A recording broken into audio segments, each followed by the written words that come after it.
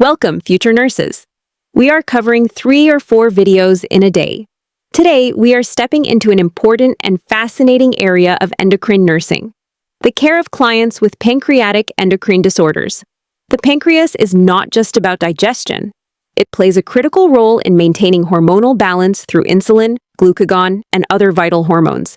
Disorders like diabetes, mellitus, hypoglycemia, and pancreatic endocrine tumors challenge both clients and nurses, requiring keen observation, strong clinical judgment, and compassionate care. In this session, we will explore the pathophysiology, priority nursing interventions, client education, and NCLEX-focused strategies that will help you provide safe and effective care. By the end, you will not only understand the complexity of these conditions, but also feel confident in applying your knowledge to real-world clinical scenarios.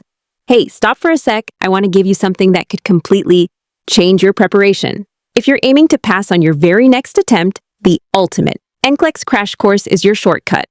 Already trusted by more than 100,000 nursing students who cleared their exam successfully. What makes it different? It's an all-in-one package designed to cover every part of your NCLEX prep. Interactive live classes and easy to watch. Recorded lectures, 5,000 exam-style practice questions, 30 complete practice tests, ebooks, and PDF notes for revision, a ready-to-use student planner, NGN questions broken down in detail. During comprehensive lecture. This isn't just another review, it's everything you need in one. Please scan the QR code right now or use the link in the description to enroll instantly and grab free content, including PDF notes, practice tests, and NCLEX quizzes. You'll also get access to our Telegram and WhatsApp channels for even more free resources to keep you ahead. Let us now move into the next NCLEX-style practice scenario to keep your preparation flowing smoothly. A 23-year-old client presents with recurrent episodes of sweating, tremors, palpitations, and dizziness. The nurse suspects hyperinsulinism, also known as functional hypoglycemia. During the nursing history, the client is asked about the timing of symptoms. At which time is the client most likely to describe the onset of symptoms? Here are the options. Option 1, after fasting more than 6 hours. Option 2, about 2 hours after eating a meal. Option 3, late in the evening before bedtime. Option 4, early in the morning before breakfast. The correct answer is option 2, about 2 hours after eating a meal. Now let me explain why this is the best answer. The hallmark of hyperinsulinism, also known as functional hypoglycemia, is the inappropriate overproduction of insulin in response to a carbohydrate-rich meal. After eating, particularly when the diet is high in refined sugars or simple carbohydrates, insulin is secreted excessively. Within about 2 hours, blood glucose levels drop rapidly, producing symptoms such as sweating, tremors, palpitations, hunger, irritability, confusion, and sometimes even fainting or seizures if hypoglycemia is severe. This postprandial pattern is the diagnostic clue that distinguishes functional hypoglycemia from fasting-related causes. Looking at option 1, after fasting more than 6 hours, symptoms would not typically occur in hyperinsulinism. In fact, the body compensates by mobilizing glycogen stores and creating new glucose through gluconeogenesis, and insulin levels fall with fasting.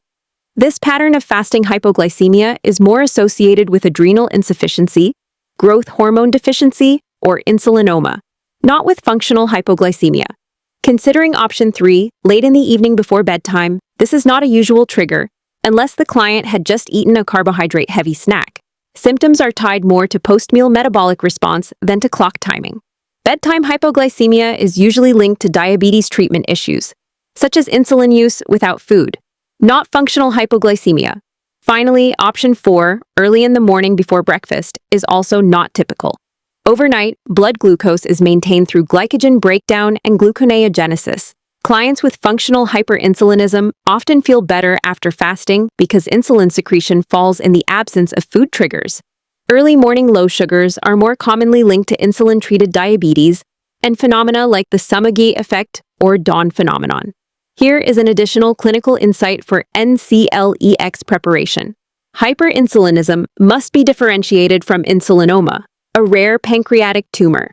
Both cause hypoglycemia, but functional hypoglycemia is reactive and follows meals, while insulinoma can cause fasting hypoglycemia.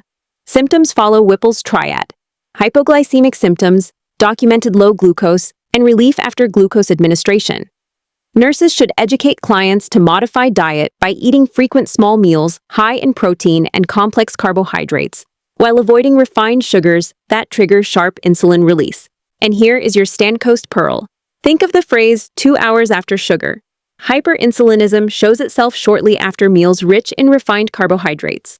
On exams, remember that fasting hypoglycemia is not functional hypoglycemia, but postprandial hypoglycemia is the true diagnostic key. To continue our preparation, let us examine another important NCLEX-style question. A nurse is preparing a client for an oral glucose tolerance test, also known as OGTT, to evaluate for possible functional hypoglycemia.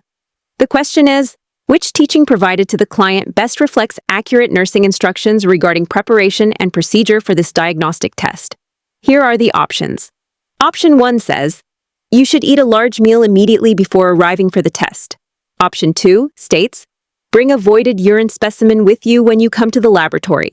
Option 3 explains, it is fine to drink coffee or tea in the morning as long as you skip breakfast. And option 4 tells the client, you will be asked to drink a sweetened solution before the test begins. The correct answer is option 4. You will be asked to drink a sweetened solution before the test begins. This is the most accurate because the OGTT requires ingestion of a standardized glucose load, typically 75 to 100 grams of glucose dissolved in water, which must be consumed within 5 minutes.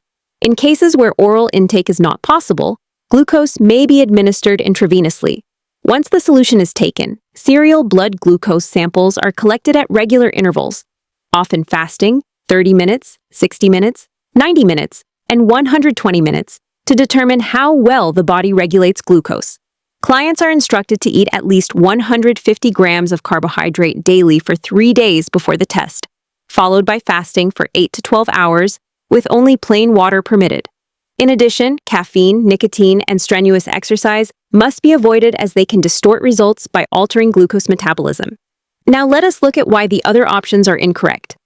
Option 1, which advises eating a large meal before the test, is wrong because the OGTT specifically requires fasting. Food intake would artificially raise the fasting glucose level and make the test invalid. Moving to option 2, bringing a urine specimen from home is not a standard requirement. If urine collection is necessary, it is done at the laboratory under supervision and in correlation with blood samples. Shifting to option 3, coffee and tea are not permitted even without sugar, as caffeine stimulates catecholamine release, which can falsely elevate glucose and compromise test accuracy. Here is a clinical insight to solidify this concept. The OGTT is often described as a stress test for the pancreas. Just as a treadmill test evaluates cardiac function under stress, the glucose tolerance test evaluates insulin regulation when challenged with a glucose load. In functional hypoglycemia, the pancreas releases insulin excessively, causing glucose levels to plummet 2 to 3 hours later. This leads to symptoms like tremors, sweating, dizziness, and palpitations. Proper teaching and preparation are vital to ensure accurate diagnosis and safe monitoring. Let us now move into another critical NCLEX-style scenario and present it in a way that flows smoothly for narration. A nurse is counseling a client diagnosed with functional hypoglycemia, a condition in which postprandial insulin secretion is exaggerated, causing transient low blood glucose levels after meals. The question is, which dietary recommendation is most effective in preventing symptomatic episodes and maintaining metabolic stability? Here are the options to consider. The first option is simple sugars. The second option is complete proteins. The third option is complex carbohydrates. And the fourth option is unsaturated fats. The correct answer is option 3, complex carbohydrates. Now let me explain why this is correct. The most effective strategy to reduce or eliminate symptoms of functional hypoglycemia is encouraging the client to eat 5 to 6 small, frequent meals containing complex carbohydrates. Complex carbohydrates, such as whole grains, legumes, vegetables, and fiber-rich fruits, break down slowly in the gastrointestinal tract, which allows gradual absorption of glucose into the bloodstream. This prevents sudden spikes followed by steep drops in blood sugar. By ensuring a steady supply of glucose, Complex carbohydrates minimize the exaggerated insulin release that causes classic hypoglycemic symptoms such as shakiness, sweating, palpitations, and irritability. An added benefit is that the fiber in complex carbohydrates promotes satiety and delays gastric emptying, both of which contribute to stable postprandial glucose levels. Shifting our attention to why option 1 is not correct, simple sugars like glucose, fructose, and sucrose are absorbed rapidly and create a sharp increase in blood glucose. This quick spike provokes a strong insulin surge, followed by a dramatic crash in blood sugar, which worsens hypoglycemia symptoms. Although simple sugars are appropriate for acute treatment of hypoglycemic episodes, they are not safe or effective for prevention. Looking next at option 2, complete proteins. These are essential for tissue repair, enzyme production, and overall nutrition, but they do not provide a steady glucose source to stabilize blood sugar. Proteins are metabolized more slowly and serve primarily as building blocks rather than an immediate energy substrate. They are beneficial as part of a balanced diet, but not the primary tool for preventing functional hypoglycemia. Finally, considering option 4, unsaturated fats, these are healthy for the cardiovascular system and can slow gastric emptying when combined with carbohydrates, which blunts glucose spikes. However, fats themselves do not supply glucose and cannot directly maintain stable blood sugar levels. Overconsumption may also increase calories unnecessarily and lead to weight gain, making them a supportive but not central dietary recommendation. Here is the clinical insight you must remember. Functional hypoglycemia is best managed with dietary modification rather than medication. The key approach is eating small, frequent meals rich in high-fiber, complex carbohydrates. Avoid simple sugars except for immediate treatment of an attack, and balance meals with protein and moderate healthy fats for overall stability. Stand Pearl, think carbs for control. Complex carbohydrates equal controlled glucose release, and that is the cornerstone of preventing symptomatic episodes in functional hypoglycemia. Let us now move into another important NCLEX practice scenario that highlights the nurse's role in evaluating whether dietary therapy for functional hypoglycemia is actually working. The question asks, a nurse is evaluating the effectiveness of dietary measures in a client diagnosed with functional hypoglycemia, a condition characterized by exaggerated postprandial insulin release leading to transient low blood glucose levels after meals. Which of the following findings provides the strongest evidence that the nutritional interventions are therapeutic? Here are the options to consider. Option 1 states that the client experiences fewer incidences of weakness and tremors. Option 2 suggests the client experiences fewer incidences of thirst and dry mouth. Option 3 mentions fewer incidences of muscle spasms and fatigue. And option 4 highlights fewer incidences of hunger and abdominal cramps. The correct answer is option 1. The client experiences fewer incidences of weakness and tremors.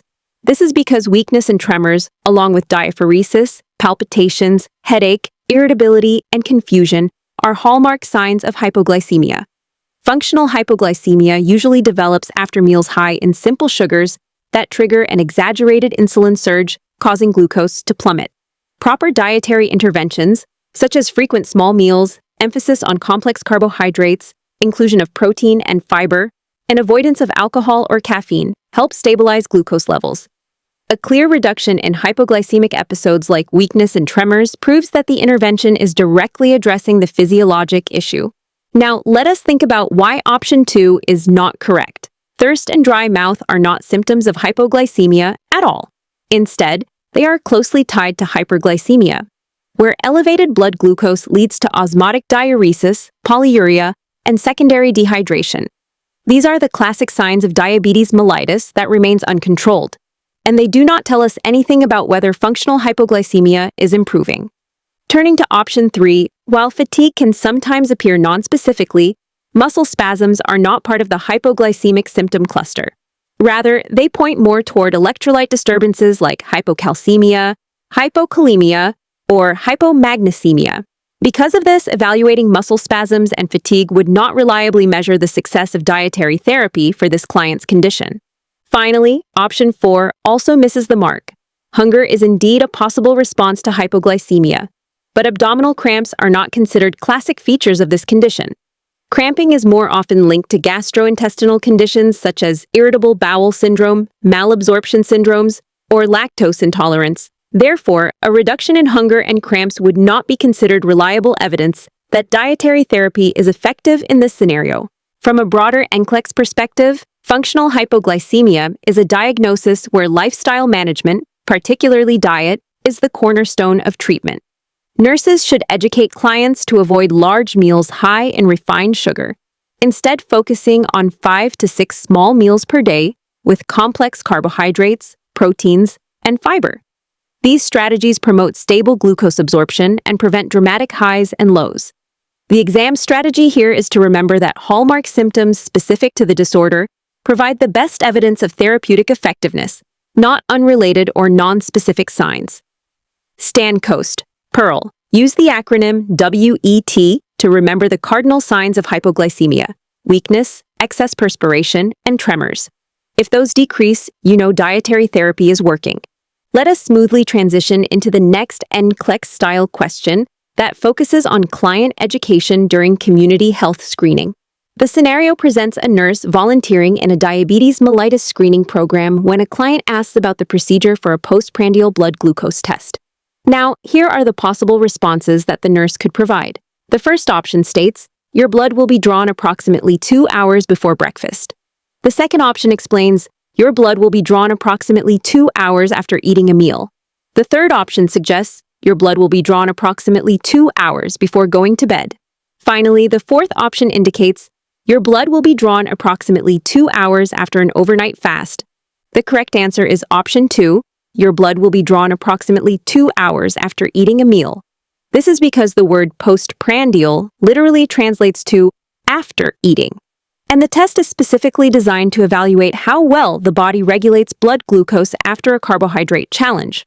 Normally, blood sugar rises after a meal, prompting insulin release from pancreatic beta cells, which then helps transport glucose into tissues. In a healthy person, glucose levels return to baseline, generally less than 140 milligrams per deciliter, within 2 hours. However, in clients with diabetes or impaired glucose tolerance, blood sugar remains elevated because of insulin resistance, insufficient insulin secretion, or both. A 2-hour postprandial value greater than 200 milligrams per deciliter is considered diagnostic for diabetes mellitus under American Diabetes Association guidelines. This test is particularly valuable because some individuals with normal fasting glucose may still have abnormal post-meal spikes, making it an effective screening tool. Looking at why the other options are incorrect, option 1, which refers to drawing blood before breakfast, is actually describing a fasting blood glucose test, not a postprandial one. Fasting tests help establish baseline glycemic control but do not assess post-meal handling. Moving to option 3, drawing blood 2 hours before bedtime is not standardized and produces unreliable results because glucose levels vary depending on food intake and evening activity. This approach is more useful for diagnosed clients who require nocturnal monitoring, not for screening. Finally, option 4 is conceptually contradictory because fasting means there is no meal to measure after. Testing after fasting is essentially a fasting glucose test and not a postprandial one, making the wording both inaccurate and misleading. Clinically, you should remember the diagnostic thresholds. Diabetes is diagnosed if fasting glucose is 126 milligrams per deciliter or higher. Hemoglobin A1C is 6.5% or greater. Random glucose is 200 milligrams per deciliter or more with symptoms. Or 2-hour postprandial glucose is 200 milligrams per deciliter or above. For screenings, postprandial testing is often preferred in community programs because it does not require prolonged fasting and is easier to carry out. Populations at higher risk include adults over 45, individuals with elevated body mass index, sedentary lifestyles, family history, gestational diabetes, or metabolic syndrome. For your NCLEX strategy, always associate postprandial with after meals and avoid confusing it with fasting glucose. And here is your STANCOAST pearl. Think of the phrase post equals after plate. This means that postprandial glucose is checked after the client eats a plate of food, specifically 2 hours later, to assess whether insulin is doing its job effectively. Let us smoothly move forward into this NCLEX-style practice scenario. and break it down into a clear narration format for your script. A nurse is reviewing health education with a client whose 2-hour postprandial blood glucose test has revealed an elevated value of 180 milligrams per deciliter. The nurse asks which client statement best demonstrates an accurate understanding of the significance of this screening result. Here are the options for consideration. The first statement says, "I need to eat less frequently." The second statement explains, "I need to stop eating candy." The third statement states, "I need to consult my physician." The fourth statement suggests, "I need to begin taking insulin." The correct answer is option 3. I need to consult my physician. Now, let us carefully walk through the reasoning. The 2-hour postprandial blood glucose test is designed to evaluate the body's ability to manage glucose after a meal. A reading of 180 milligrams per deciliter is above the normal reference of less than 140 milligrams per deciliter and falls into the impaired glucose tolerance range, which raises concern for prediabetes or possible diabetes mellitus. However, a single test result does not confirm a diagnosis. What it does mean is that additional confirmatory testing, such as a fasting plasma glucose, an oral glucose tolerance test, or hemoglobin A1C, is required before any treatment decisions are made. The most appropriate next step is physician consultation, as only a provider can order confirmatory labs, evaluate other risk factors, and create a proper management plan. Shifting attention to why option 1 is not correct. The statement, "I need to eat less frequently," reflects a misunderstanding of the issue. Simply skipping or reducing meals does not resolve impaired glucose tolerance and can actually create more fluctuations in blood sugar. This approach ignores the underlying problem, which is the body's insulin response and ability to metabolize glucose, not the frequency of meals. Looking at option 2, "I need to stop eating candy." It may sound reasonable because candy is high in sugar. However, elevated postprandial glucose is not caused solely by candy intake. It may result from insulin resistance, pancreatic beta cell dysfunction, stress, steroid medications, or other endocrine disorders. Stopping candy alone will not address the full scope of the concern. So this response oversimplifies the problem and shows incomplete understanding. Now, considering option 4, "I need to begin taking insulin," this is also inappropriate at this stage. Insulin therapy is never initiated based on a single abnormal test result. It is prescribed only after a confirmed diagnosis of diabetes and when lifestyle measures or oral agents are insufficient. In fact, starting insulin without physician guidance would be unsafe and demonstrates a lack of understanding of both the test's purpose and the clinical process for diabetes management. Here is the clinical insight you need to carry with you for NCLEX preparation. A normal 2-hour postprandial glucose is less than 140 milligrams per deciliter. Values between 140 and 199 milligrams per deciliter indicate impaired glucose tolerance, while values equal to or greater than 200 milligrams per deciliter indicate diabetes. Mellitus deciliter can be diagnostic for diabetes mellitus, but still require confirmation unless symptoms are present. Remember, a screening test alerts us to possible disease, but it never stands as the final diagnosis. And here comes your Stand Coast Pearl. Always think screen arrow confirm arrow plan. A screening test raises suspicion, confirmatory testing establishes the diagnosis, and then a management plan follows. Nurses play a key role in teaching clients that abnormal screening results require professional medical follow-up, rather than self-treatment or immediate lifestyle assumptions. This is how you anchor safe and evidence-based nursing practice. Let us smoothly transition into this practice scenario by focusing on a fundamental screening question in community health nursing. A community health nurse is conducting a diabetes mellitus screening clinic for adults, and the priority during the initial assessment is to identify hallmark indicators that strongly point toward diabetes. The question asks, which cluster of signs and symptoms should the nurse recognize as most characteristic of diabetes mellitus? The options provided are: first, diarrhea, anorexia, and weight gain; second, constipation, weight loss, and thirst; third, polycholia, polyemia, and polyplegia; and fourth, polyuria, polydipsia, and polyphagia. The correct answer is option 4, polyuria, polydipsia, and polyphagia. These three are often referred to as the classic triad of diabetes mellitus, directly resulting from chronic hyperglycemia. Polyuria develops because excess glucose spills into the urine, pulling water along and causing frequent urination. Polydipsia follows as the body attempts to compensate for dehydration, stimulating the thirst center in the hypothalamus. Polyphagia appears because the cells are unable to properly use glucose due to either insulin deficiency or resistance, creating an internal state of starvation despite high blood glucose. Together, these symptoms are reliable red flags that always require confirmatory diagnostic testing, such as fasting plasma glucose, oral glucose tolerance testing, or hemoglobin A1C. Now, let us carefully analyze why the other options are incorrect. Option 1, which lists diarrhea, anorexia, and weight gain, does not align with the pathophysiology of diabetes. While diarrhea can sometimes occur in conditions like malabsorption or as a side effect of treatment medications such as metformin, it is not a screening sign of diabetes. Weight gain is more commonly associated with hypothyroidism or fluid retention, not with untreated diabetes. Moving to option 2, constipation, weight loss, and thirst might seem partially correct, because weight loss and thirst can occur in uncontrolled diabetes. However, constipation is not part of the typical picture. The weight loss in diabetes is explained by fat and protein breakdown due to ineffective glucose utilization, but without the additional features of polyuria and polyphagia, this cluster is incomplete. Finally, option 3, polycholia, polemia, and polyplegia, is designed to mislead. These terms have no relation to diabetes mellitus. Polycholia means increased bile secretion, polemia means increased blood volume, and polyplegia means paralysis of multiple muscles. They are irrelevant to the condition and serve only as distractors to test knowledge accuracy. From a clinical insight perspective, the 3 Ps are central to diabetes screening.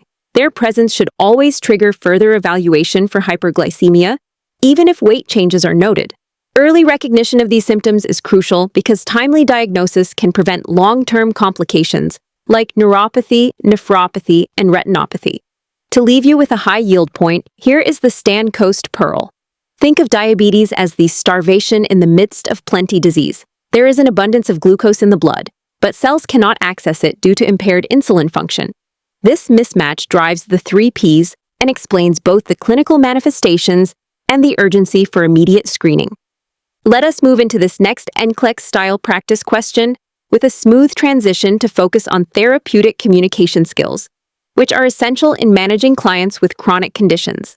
After a community screening, one client is referred to a physician for further evaluation, and diagnostic tests confirm type 2 diabetes mellitus.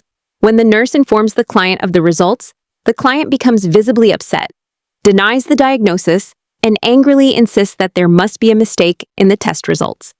The question asks, which nursing action is most appropriate at this time? Here are the options. Emphasize the importance of initiating treatment immediately.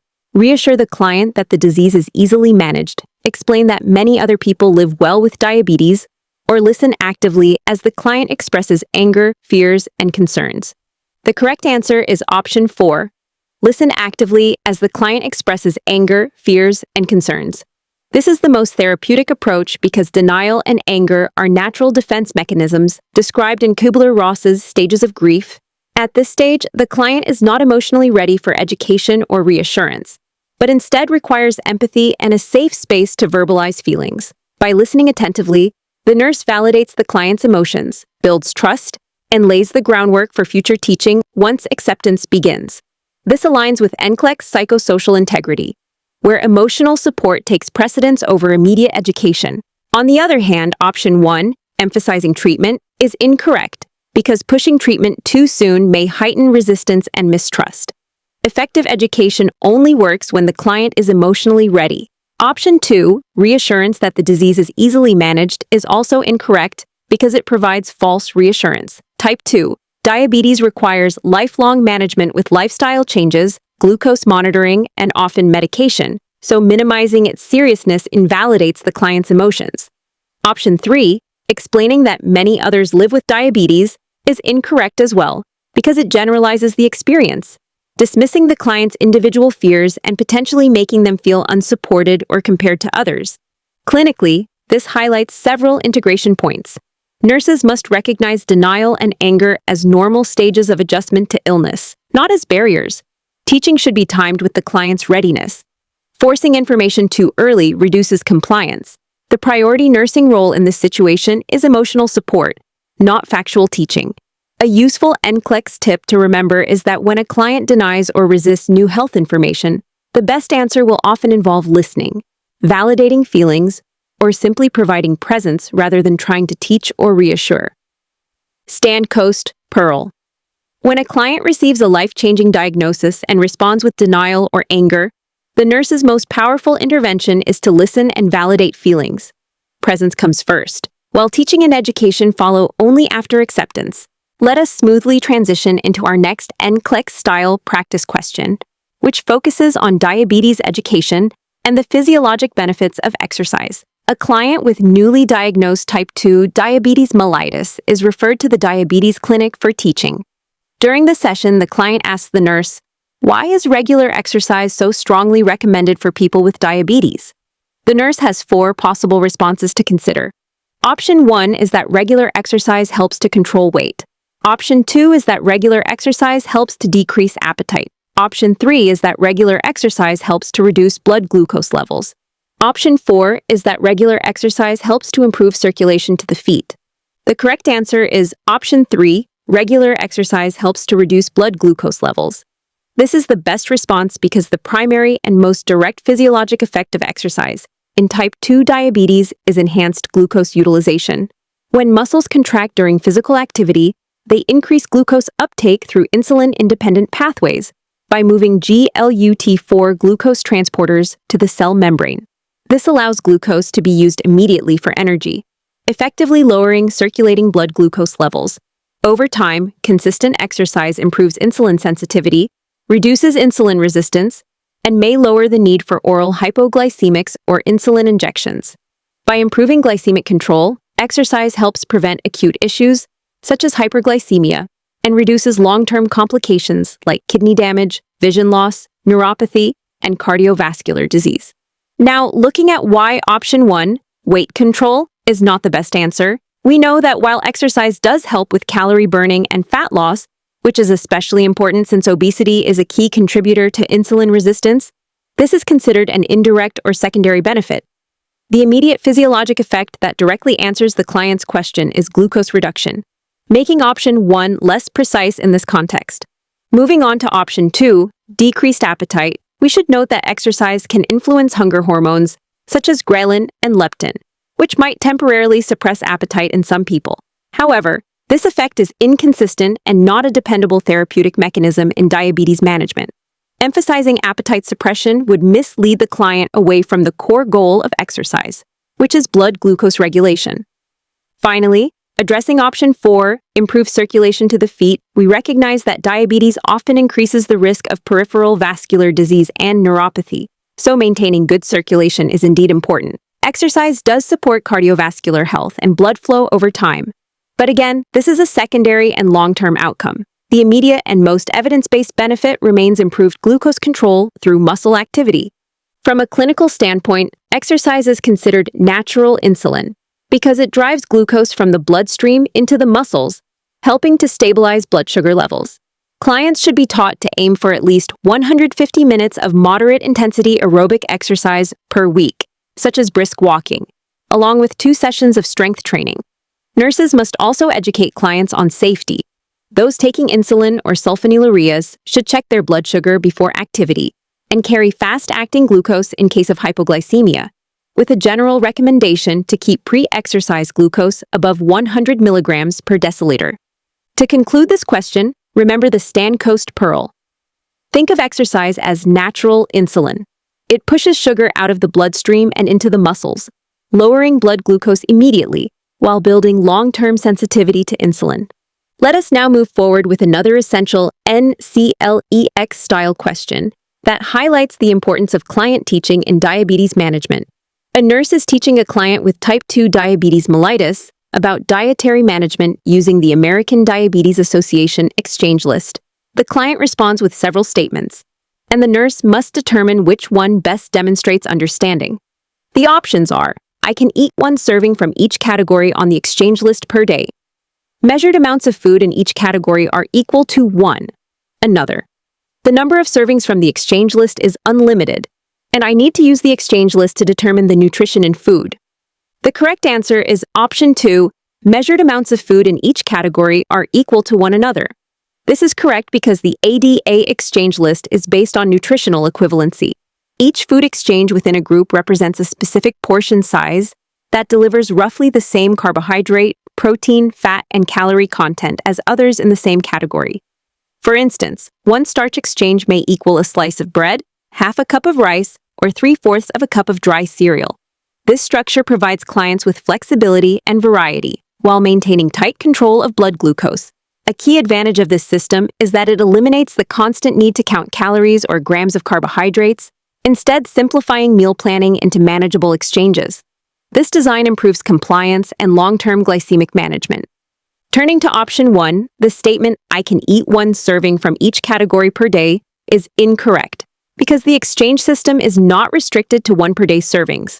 Clients are prescribed an individualized number of exchanges from each food group, based on factors such as age, weight, sex, activity level, and blood glucose goals.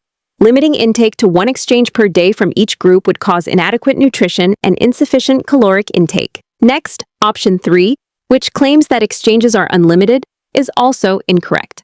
The foundation of the exchange system is controlled portions and balanced intake. Unlimited servings would quickly lead to excess carbohydrate and calorie consumption, resulting in hyperglycemia, weight gain, and poor metabolic control. Furthermore, structured distribution of exchanges throughout the day is vital to preventing dangerous spikes and drops in blood glucose and helps reduce the long-term risks of nephropathy, neuropathy, and cardiovascular disease. Finally, option 4, "I need to use the exchange list to determine the nutrition in food," is not the best answer either. While it is true that the list provides insight into nutritional values, its primary function is to offer a simple, interchangeable framework for meal planning. The emphasis is on substitution and equivalency, not just nutritional analysis. Focusing only on nutrition determination misses the main purpose of the system, which is flexibility within structure. From a clinical perspective, the ADA exchange system empowers clients by granting them choice and autonomy in selecting foods without compromising their dietary balance. Nurses should reinforce the importance of portion size, label reading, and consistent application of individualized prescriptions. A practical teaching point might be, if you do not feel like eating rice at lunch, you may exchange it for a slice of bread, since both provide equivalent nutritional value. As a strategy tip for NCLEX, always remember the key word, equal. Exchanges are equal within their category when served in the correct portion. Eliminate answers that suggest rigid restriction or unlimited access, since both contradict the true purpose of the system. And here is your Stancoast Pearl. The exchange list is not about restriction or confusion. It is about choice with balance. If the portion is right, the nutrition is equal.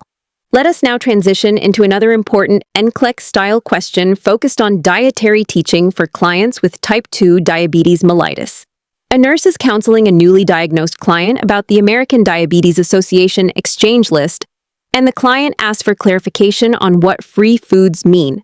The question asks, which statement by the client shows correct understanding of foods that should not be counted as free when planning meals?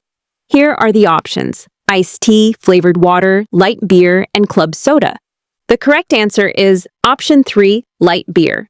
Light beer is not a free food because the word light only means that it contains fewer calories or less alcohol than regular beer, but it still has calories and carbohydrates, usually around 100 calories and 5 to 7 grams of carbohydrate in a 12-ounce serving. These calories and carbs must be included in the diabetic meal plan. Otherwise, the client risks poor blood sugar control and potential weight gain. Alcohol also complicates diabetes management by suppressing the liver's glucose release, which can trigger dangerous hypoglycemia if alcohol is consumed without food. For this reason, alcohol is never considered a free item on the exchange list and must be carefully counted.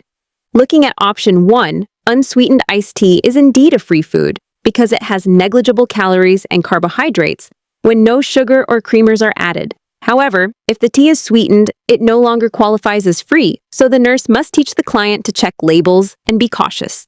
Moving on to option 2, flavored water is typically free when it is sugar-free or infused only with natural flavoring. But if it has added sugars, as with some vitamin waters, it adds calories and carbohydrates, So label reading is essential. Finally, option 4, club soda, is essentially carbonated water with minerals and contains no calories or carbohydrates, making it acceptable as a free food. The only caution is for clients on sodium restrictions if the brand contains sodium additives. Clinically, it is important to note that the ADA defines free foods as items containing less than 20 calories and less than 5 grams of carbohydrate per serving. Examples include sugar-free gelatin, diet sodas, unsweetened coffee or tea, and condiments like mustard and vinegar. Free foods can be used flexibly, but alcohol must always be counted. Never considered free, and should be consumed only with meals to prevent delayed hypoglycemia. Here is your Stand Coast Pearl. Free foods are calorie-free, but alcohol is never free. If it contains calories or carbs, it must be counted. When in doubt, check the label. Light does not mean free. Let us begin this question with a clear focus on nutrition and diabetic meal planning. A nurse is reviewing the American Diabetes Association 1,500 calorie dietary exchange plan with a client who has type 2 diabetes mellitus. The plan is structured as follows. Breakfast allows 2 starch or bread exchanges, 1 meat, and 1 milk. Lunch includes 2 starch or bread, 1 meat, 1 vegetable, 1 fruit, 1 milk, and 1 fat. The mid-afternoon snack allows 1 exchange. Dinner provides 2 starch or bread, 2 meat, 1 vegetable, 1 fruit, and 2 fat. And the bedtime snack allows 1 starch or bread, 1 milk, and 1 fat. Based on this plan, the nurse asks which mid-afternoon snack selection is most appropriate for the client. Here are the options. Option 1 is an 8-ounce carton of milk. Option 2 is 2 graham crackers. Option 3 is a medium apple. And option 4 is a 2-ounce slice of turkey. The correct answer is option 3, a medium apple. Now let us walk through the reasoning. A medium apple represents 1 fruit exchange, which perfectly matches the mid-afternoon snack allowance of 1 exchange in the 1,500 calorie ADA plan. A fruit exchange typically provides about 60 calories and 15 grams of carbohydrate, making it an ideal choice for maintaining blood glucose stability and providing steady energy between meals. Beyond energy, fruit also contributes dietary fiber, vitamins, and antioxidants that support cardiovascular and metabolic health, 2 essential considerations for clients with diabetes. This choice also helps prevent hypoglycemia, especially if the client is using insulin or oral hypoglycemics, and it keeps the macronutrient balance consistent with the prescribed plan. Turning to the other options, option 1, the 8-ounce carton of milk, is not correct. Milk counts as a milk exchange, providing about 12 grams of carbohydrate and 90 calories. Choosing this for the mid-afternoon slot would replace the intended fruit exchange and shift nutrient balance away from what the plan recommends. Option 2, 2 graham crackers, also does not fit because they are considered a starch exchange. Although they provide about 15 grams of carbohydrate and 80 calories, starch is already well distributed across breakfast, lunch, dinner, and the bedtime snack. Adding more starch here would reduce dietary variety and could destabilize glycemic control. Lastly, option 4, a 2-ounce slice of turkey, is a meat exchange. While it provides lean protein and about 100 calories, it lacks carbohydrates, which are necessary in a snack for maintaining blood glucose. Pure protein in this context may even increase the risk of delayed hypoglycemia if paired with certain diabetic medications. From a clinical perspective, this reinforces an important principle. The ADA exchange system is designed not only to manage calories, but to balance carbohydrates, proteins, and fats across the day. Snacks, particularly in the afternoon, play a protective role in preventing hypoglycemia before dinner. For the NCLEX, it is crucial to match the food item directly to the exchange category, allowed in the meal plan. Do not be misled by foods that appear healthy or light. Always prioritize the correct exchange group. And here comes your Stand Coast Pearl. Think exchanges, not just calories. In diabetes meal planning, the secret is not how large or small a food looks, but which exchange group it belongs to. A medium apple equals a fruit exchange, and that makes it the perfect fit for the mid-afternoon snack slot. Let us move ahead with another important NCLEX-style question that highlights drug classification and the rationale behind routes of administration. A client newly diagnosed with type 2 diabetes mellitus is prescribed glyburide, an oral sulfonylurea that stimulates pancreatic insulin secretion. During diabetes education, the client asks, "My cousin also has diabetes but takes insulin injections. Why can he not just take insulin orally like I do? Here are the options to consider. Option 1, insulin is inactivated by digestive enzymes. Option 2, insulin is absorbed too quickly in the stomach. Option 3, insulin is irritating to the gastric mucosa. And option 4, insulin is incompatible with many foods. The correct answer is option 1, insulin is inactivated by digestive enzymes.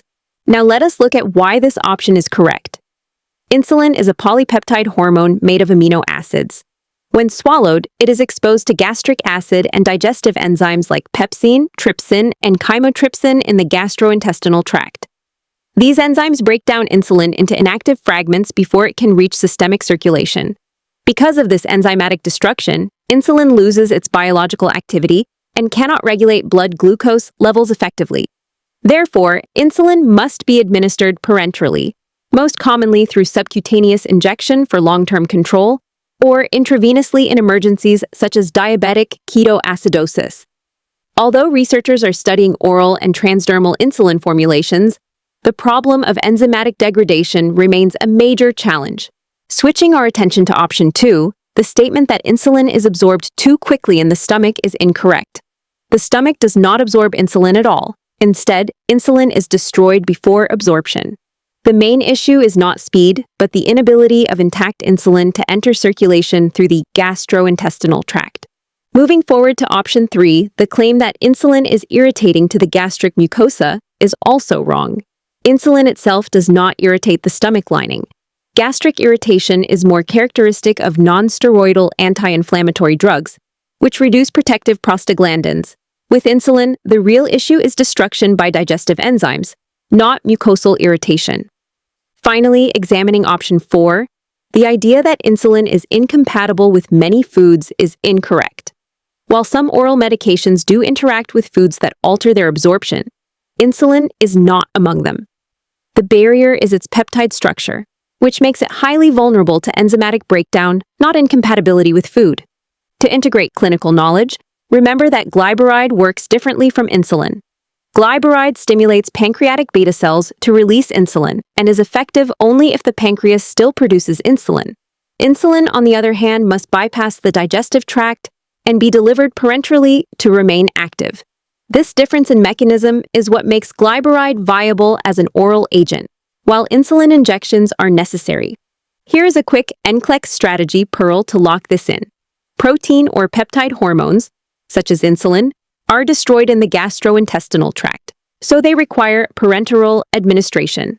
Steroid hormones, like cortisol, are fat-soluble and can be taken orally. Thyroid hormones, like levothyroxine, are stable and orally effective. A simple memory trick is protein equals parenteral, to remember that peptide hormones like insulin must be injected rather than swallowed. Let us continue building your script with this important diabetes management scenario. A client with type 2 diabetes mellitus tells the nurse, "I usually skip breakfast because I am not hungry in the morning." The nurse must decide on the most appropriate response to reinforce safe and effective care. Here are the options to consider. Option 1 says, if you drink a glass of milk and eat a breakfast bar, that will be sufficient for breakfast. Option 2 states, you should eat each meal and snack at the same time each day. Option 3 advises, if you skip breakfast, eat a high-calorie snack at mid-morning.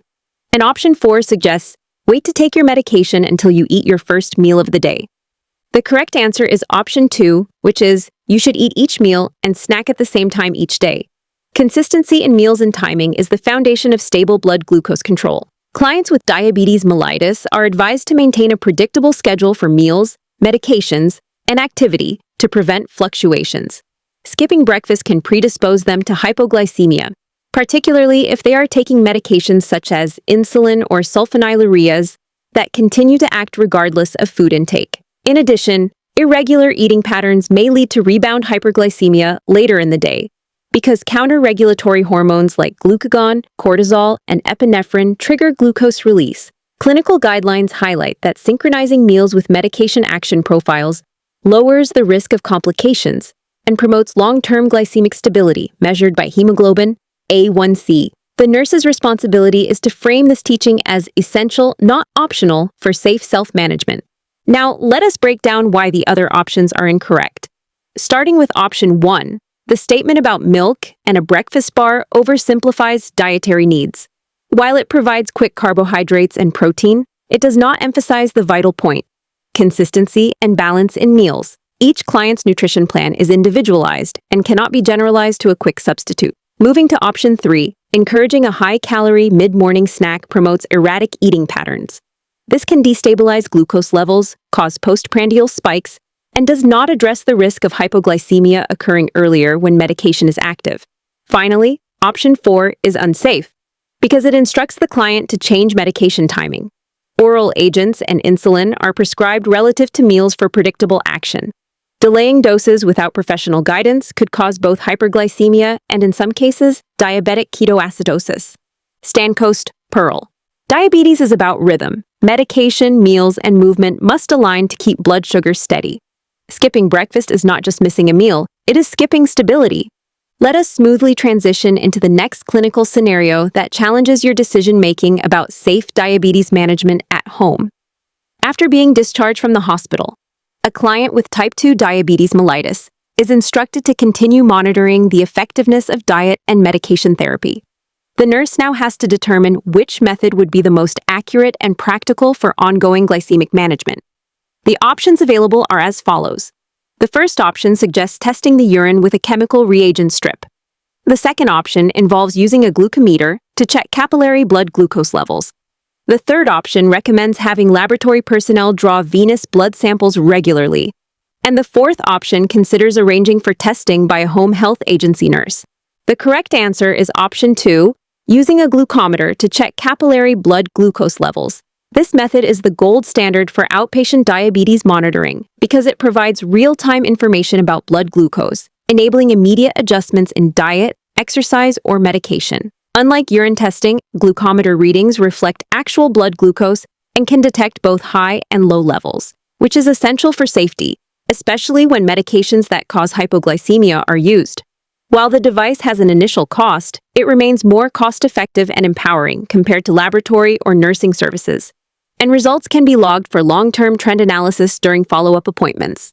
Looking at why the other options are incorrect gives us deeper insight.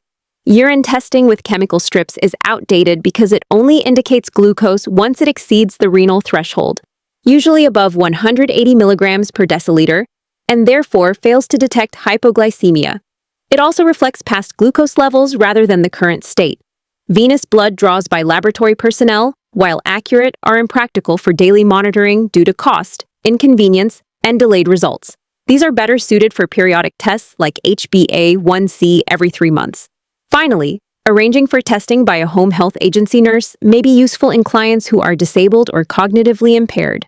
But for an independent client, it is costly, fosters dependence, and goes against the principle of self-management in diabetes care. From a clinical judgment perspective, the glucometer stands out as the safest and most effective tool because it helps prevent hypoglycemia-related emergencies. It is also the most cost-effective method compared to repeated laboratory services or agency visits. For successful implementation, nurses must emphasize client education, teaching fingerstick technique, calibration, and proper interpretation of results. Holistic care also means encouraging clients to interpret glucometer values in the context of diet, stress, physical activity, and medication adherence.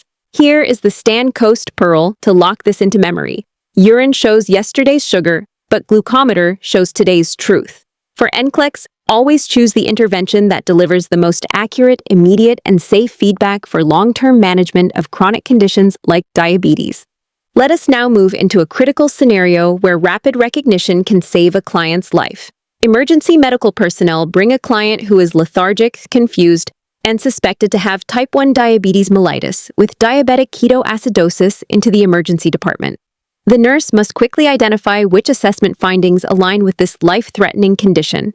The options include the client is hypertensive and tachycardic, the client is dyspneic and hypotensive, the client breathes noisily with deep respirations and has a fruity odor on the breath, the client stares blankly and has an odor strongly resembling alcohol, the client has warm, flushed skin and has vomited, and the client complains of abdominal pain and reports extreme thirst. The correct answers are option 2, dyspneic and hypotensive, option 3, noisy deep breathing with fruity odor, Option 5, warm, flushed skin and vomiting. And Option 6, abdominal pain with extreme thirst. Here is the detailed reasoning. First, looking at Option 2, dyspneic and hypotensive. This is correct because in diabetic ketoacidosis, severe dehydration from osmotic diuresis leads to significant volume loss and hypotension.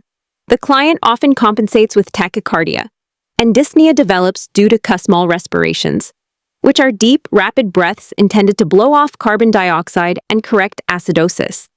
Next, Option 3, noisy, deep breathing with fruity odor, is also correct. These Kussmaul respirations are a hallmark feature of DKA, and the fruity breath odor arises from acetone, a ketone body produced when fat is metabolized in the absence of insulin.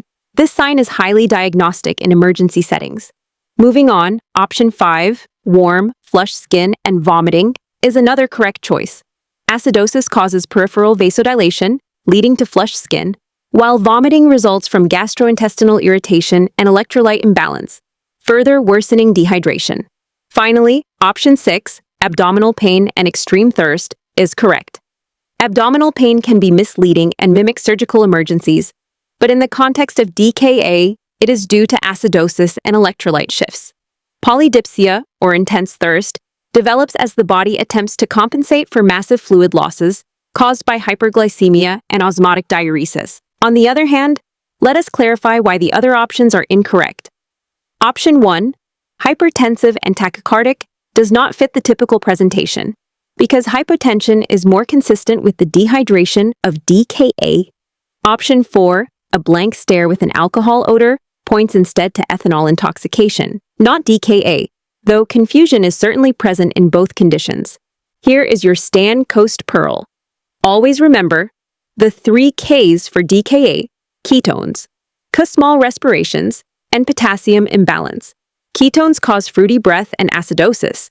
Kussmaul respirations are the classic deep breathing pattern, and potassium shifts are critical, with initial hyperkalemia often followed by life-threatening hypokalemia once insulin and fluids are given.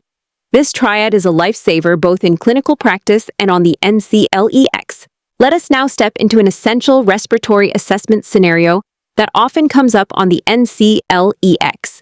During the initial evaluation of a client admitted with diabetic ketoacidosis, the nurse observes Kussmaul's respirations. The question asks, which respiratory pattern best describes this finding? Here are the options to consider. Option 1, fast, deep, labored respirations. Option 2, shallow respirations alternating with apnea. Option 3, slow inhalation and exhalation through pursed lips. Option 4, shortness of breath with pauses. The correct answer is Option 1, fast, deep, labored respirations. Now, let us carefully reason this through. Kussmaul's respirations are the classic hallmark of metabolic acidosis, most notably diabetic ketoacidosis. The body is desperately trying to correct the acid-base imbalance by blowing off excess carbon dioxide through rapid, deep, and sustained breathing.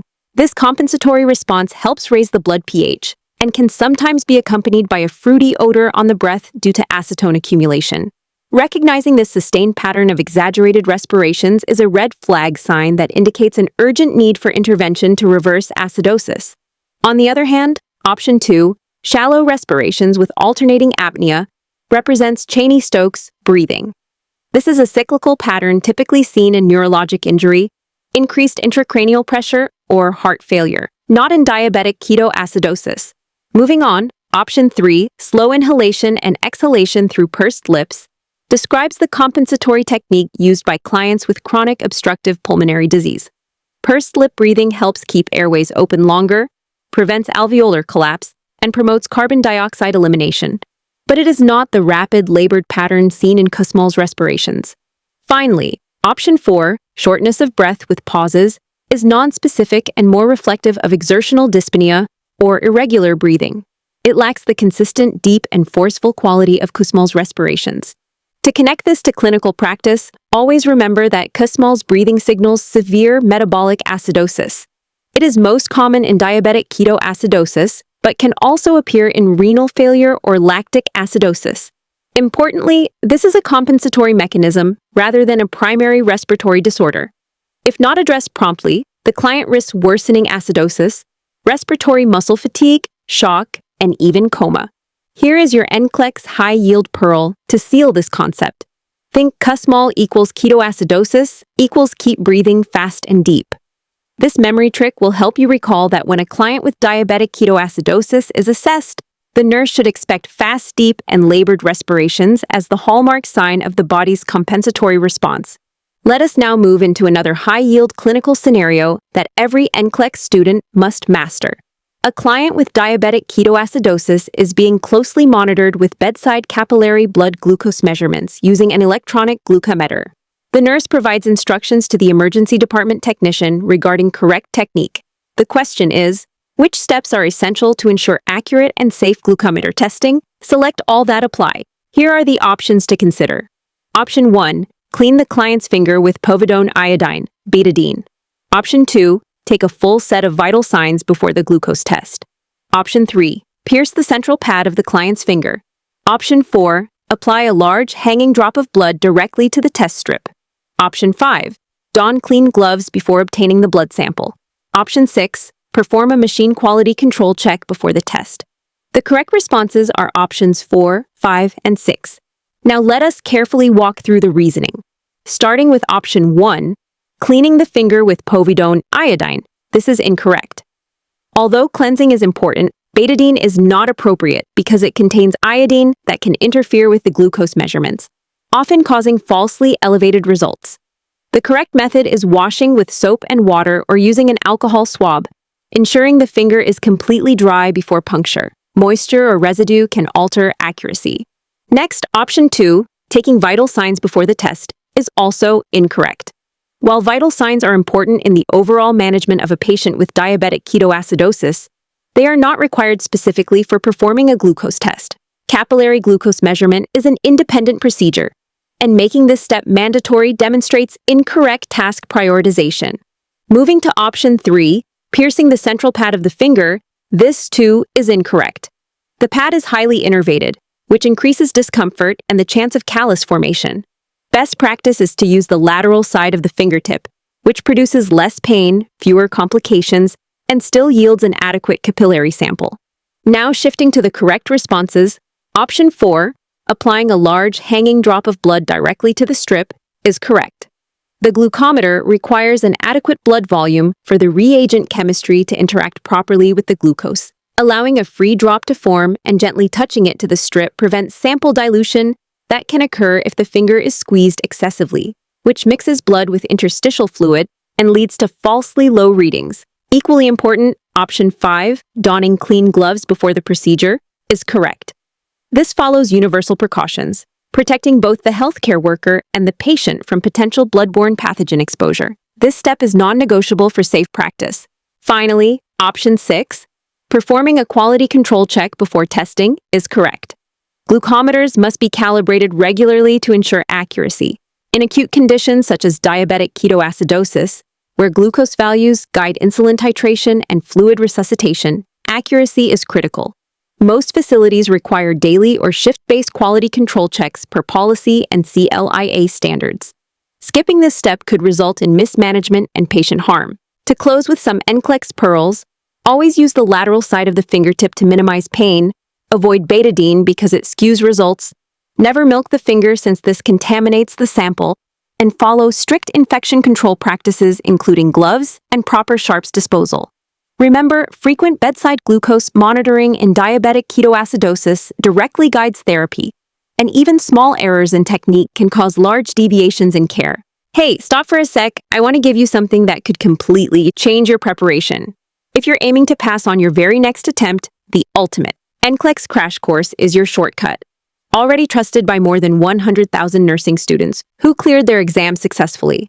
What makes it different? It's an all-in-one package designed to cover every part of your NCLEX prep, interactive live classes, and easy to watch.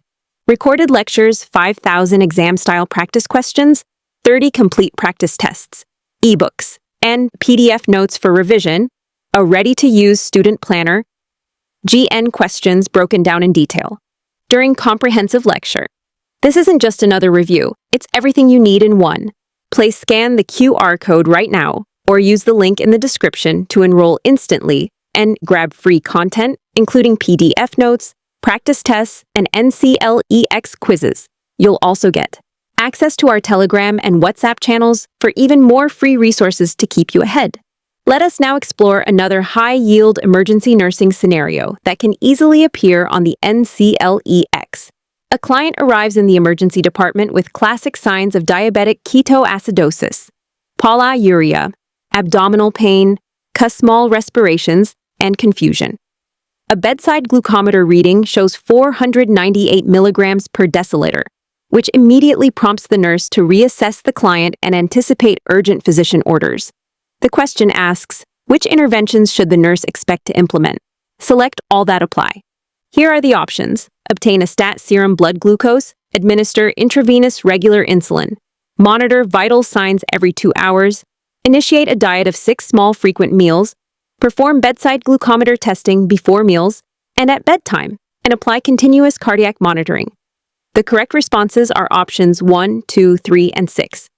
To begin with, obtaining a stat serum blood glucose is correct because bedside glucometer values can sometimes be inaccurate due to technique, interference, or sample errors. In emergencies such as diabetic ketoacidosis or hyperosmolar, hyperglycemic state, confirmation with a laboratory serum glucose is critical before deciding insulin dosage or electrolyte correction. Moving to the second correct option, administering intravenous regular insulin is essential.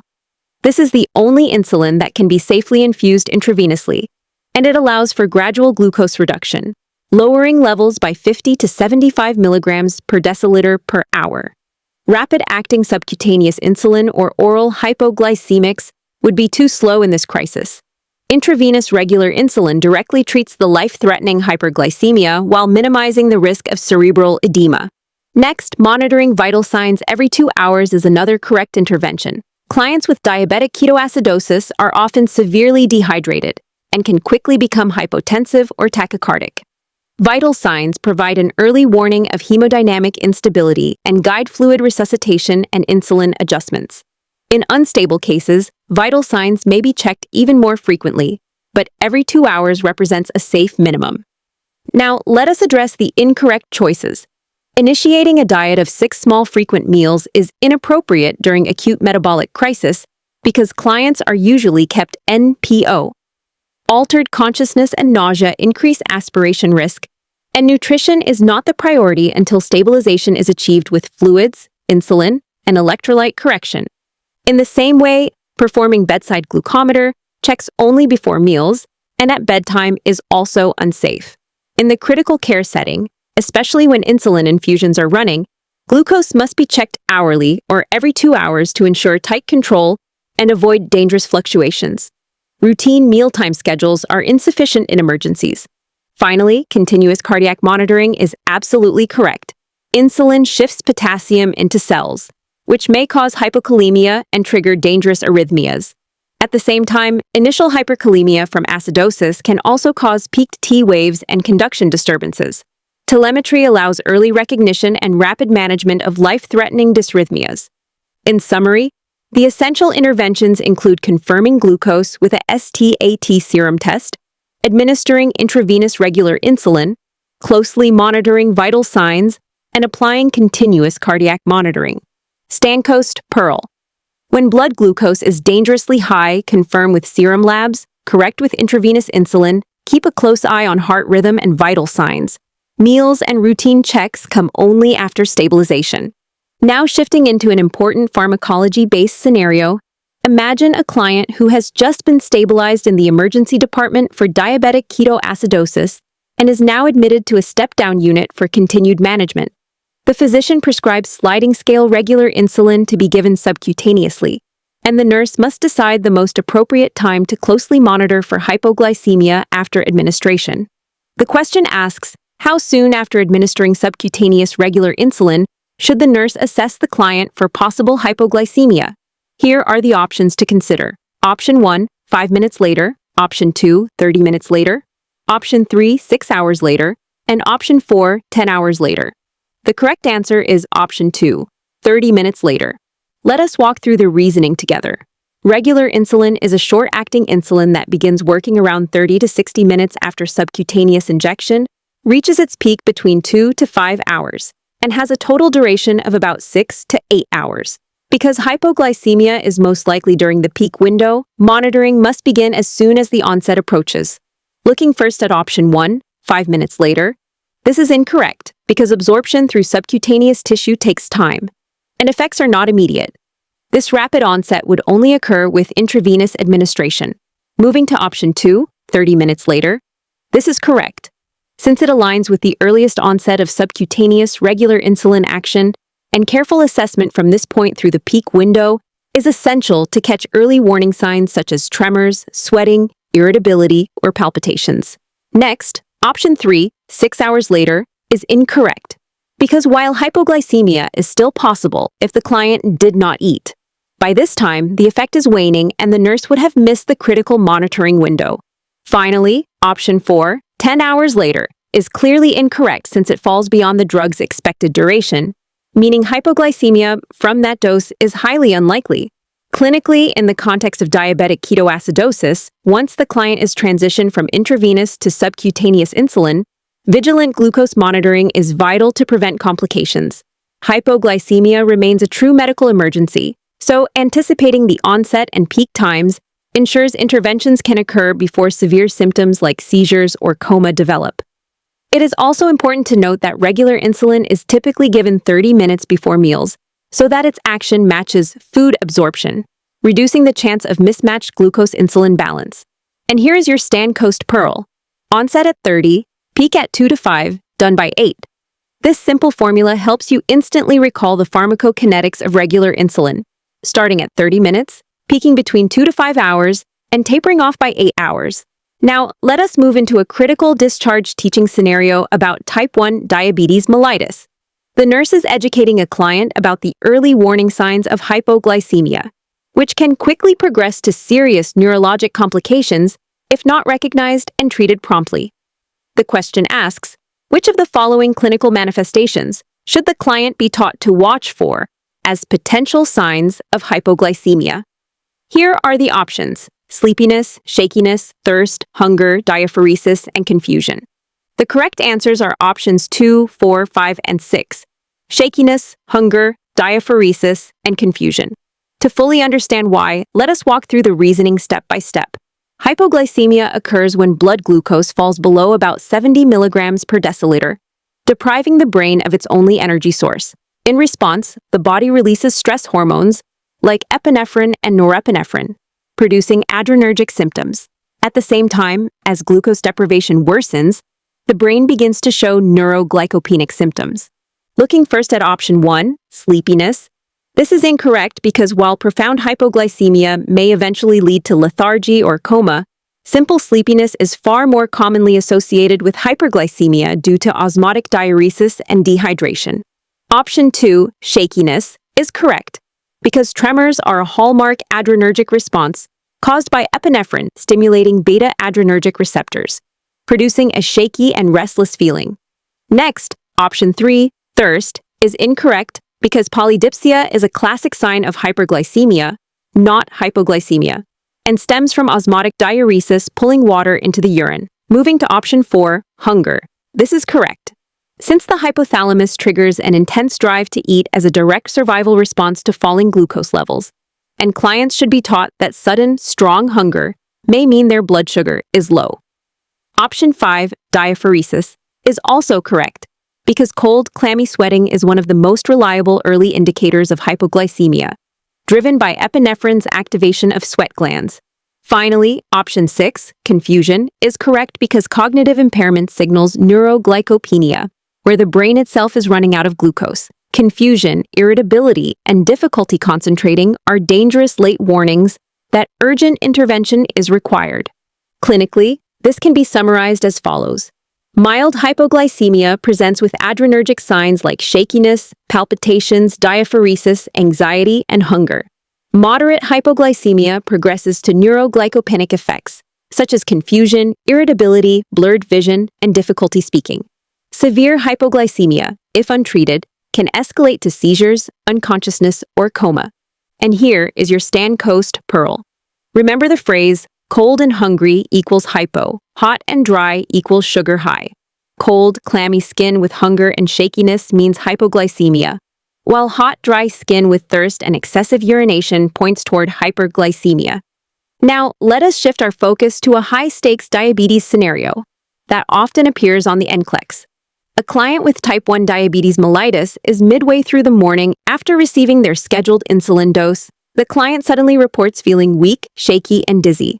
The nurse instructs the nursing assistant to obtain a bedside capillary blood glucose measurement, which reveals a reading of 58 milligrams per deciliter. The client is alert and oriented, with intact swallowing ability. The question asks, what is the most appropriate nursing action at this time? Here are the options. Option 1. Administer the next scheduled dose of insulin. Option 2. Provide the client with 1/4 cup of sweet fruit juice. Option 3. Immediately notify the physician of the client's symptoms. Option 4. Conduct a full head-to-toe nursing assessment. The correct answer is Option 2. Provide the client with 1/4 cup of sweet fruit juice. Let us now carefully walk through the reasoning. Hypoglycemia is defined as a blood glucose less than 70 milligrams per deciliter. Since the brain relies almost entirely on glucose for energy, a drop below this threshold quickly causes neuroglycopenic symptoms such as confusion, dizziness, and difficulty concentrating. At the same time, catecholamines like epinephrine surge, leading to adrenergic signs such as shakiness, palpitations, sweating, and anxiety. In this case, the client's weakness, dizziness, and shakiness are textbook signs of symptomatic hypoglycemia. The immediate nursing priority is rapid correction to prevent seizure, coma, or even death. The gold standard intervention for an alert client with intact swallowing is to administer 15 grams of a fast-acting carbohydrate, commonly remembered as the Rule of 15. Examples include 4 ounces of fruit juice, 3 to 4 glucose tablets, 1 tube of glucose gel, or 6 ounces of regular soda. After giving the carbohydrate, the nurse should recheck the blood glucose in 15 minutes and repeat the process up to 3 times if levels remain under 70 milligrams per deciliter. If the client deteriorates or cannot swallow safely, intravenous dextrose or intramuscular glucagon becomes the emergency alternative. Now, let us analyze why the other options are incorrect. First, giving the next scheduled dose of insulin would further lower blood glucose, worsening the hypoglycemia and putting the client at grave risk. Next, immediately notifying the physician without treating prolongs hypoglycemia, and this delay could cause irreversible harm. Communication should follow after stabilization. Finally, conducting a head-to-toe assessment, while valuable later, wastes precious minutes when the brain is starving for glucose. In NCLEX scenarios, safety and survival always outweigh routine assessment. Here is the clinical insight. Whenever you see hypoglycemia and the client is awake and able to swallow, always treat first with a rapid carbohydrate. If the client is unconscious, prioritize intravenous dextrose or intramuscular glucagon. Do not waste time on phone calls or assessments until after the glucose is corrected. And here is your Stan Coast Pearl. Treat first, assess later. In hypoglycemia, time truly is brain. Act quickly, follow the Rule of 15, and stabilize before calling the provider or conducting further evaluations. Let us now move into another high-stakes NCLEX practice scenario. A client with type 1 diabetes mellitus is preparing for discharge and must demonstrate proper technique for combining 2 insulins, regular insulin, which is short-acting and clear, and NPH insulin, which is intermediate-acting and cloudy, into 1 syringe for self-administration.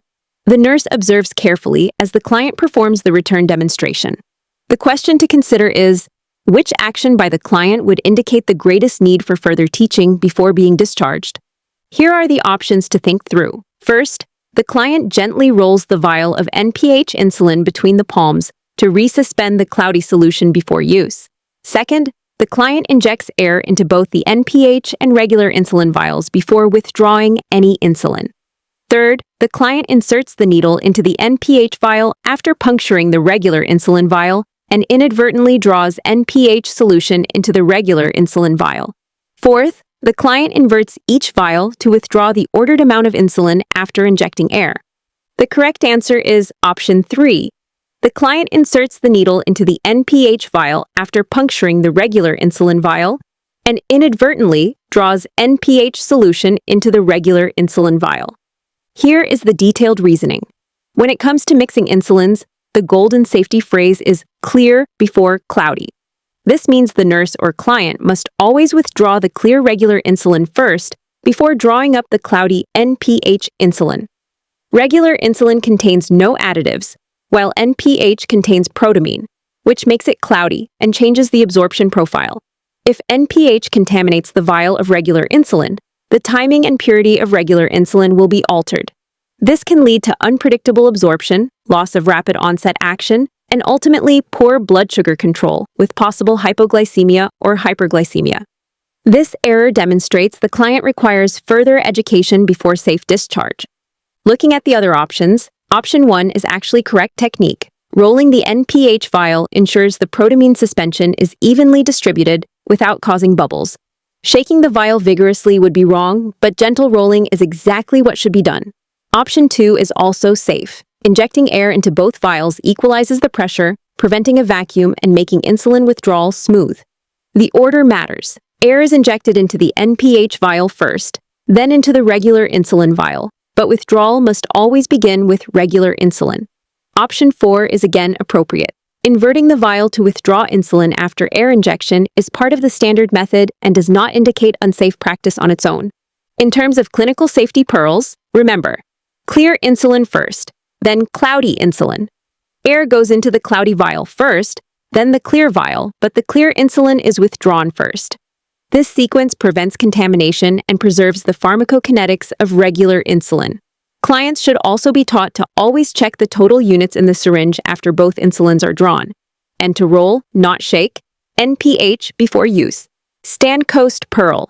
Think RN, regular first, then NPH. This keeps regular insulin pure and ensures reliable, predictable blood glucose control. Let us now transition into another essential NCLEX-style practice scenario, one that focuses on a very high-yield skill: proper insulin administration in clients with type 1 diabetes mellitus. The nurse is supervising a client who has just been diagnosed and is practicing self-administration of insulin injections.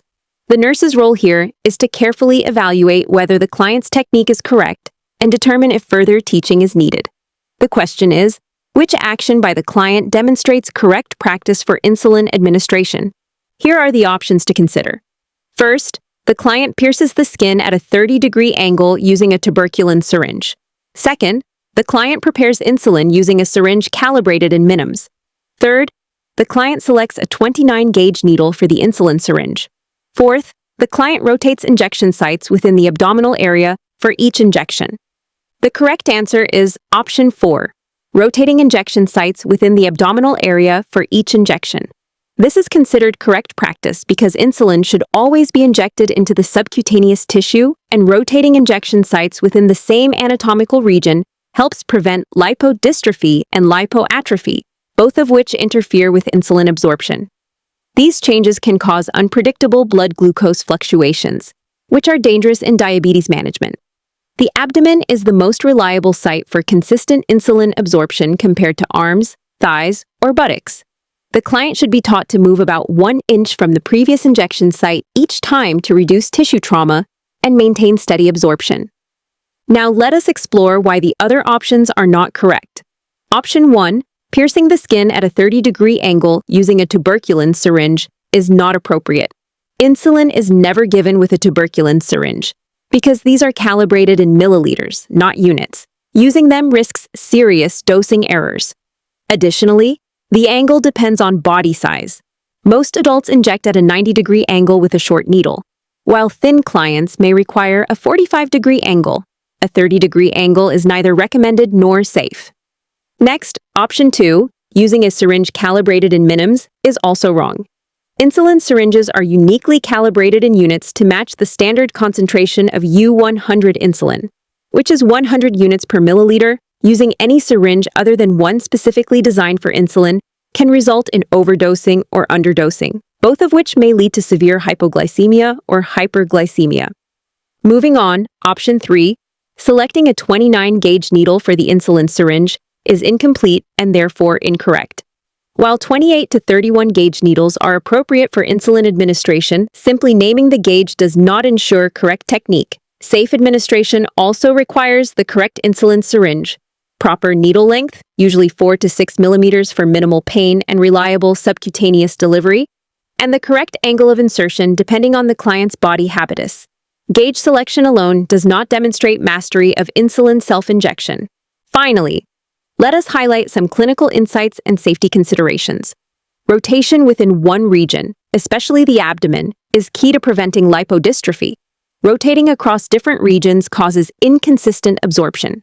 In terms of absorption speed, the abdomen is fastest, followed by the arms, thighs, and buttocks. Always remember to use an insulin syringe calibrated in units to prevent dangerous medication errors. For the angle of injection, 90 degrees works best for most adults, while thin clients may need 45 degrees, but never 30 degrees. And for the needle, short and fine gauge options are preferred to minimize pain and maximize comfort. Stand coast. Pearl. Rotate within the region, not between regions. The abdomen offers the best absorption for insulin. Now let us move into a very practical NCLEX-style skill that every nurse must master: preparing and mixing insulins correctly. The nurse is scheduled to administer Novolin R 10 units and Novolin N 20 units subcutaneously at 0730 hours. The critical question is, which sequence of actions demonstrates the correct mixing technique? Here are the options to consider. First, instill 20 units of air into the vial of Novolin N. Second, instill 10 units of air into the vial of Novolin R. Third, withdraw 20 units of insulin from the vial of Novolin N. Fourth, withdraw 10 units of insulin from the vial of Novolin R. The correct sequence is option 1, followed by option 2, then option 4, and finally option 3.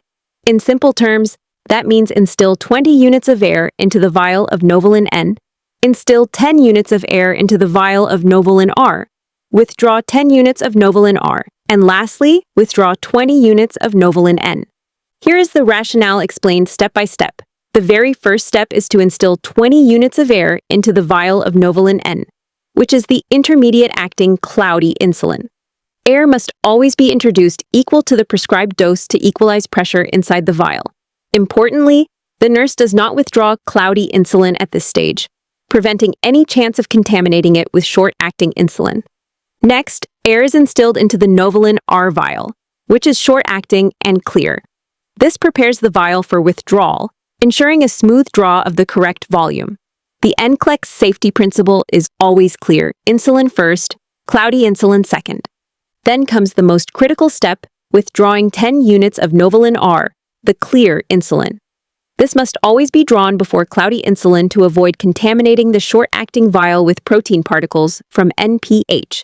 Contamination would change the onset and absorption profile of regular insulin, putting the client at risk for hypoglycemia or unpredictable glucose control. Finally, the nurse withdraws 20 units of Novolin N, the cloudy insulin. By drawing it last, the syringe now contains both insulins in the correct order, and the cloudy vial is never contaminated with clear insulin. Why does this matter for the NCLEX? The phrase clear to cloudy is a high-yield test favorite.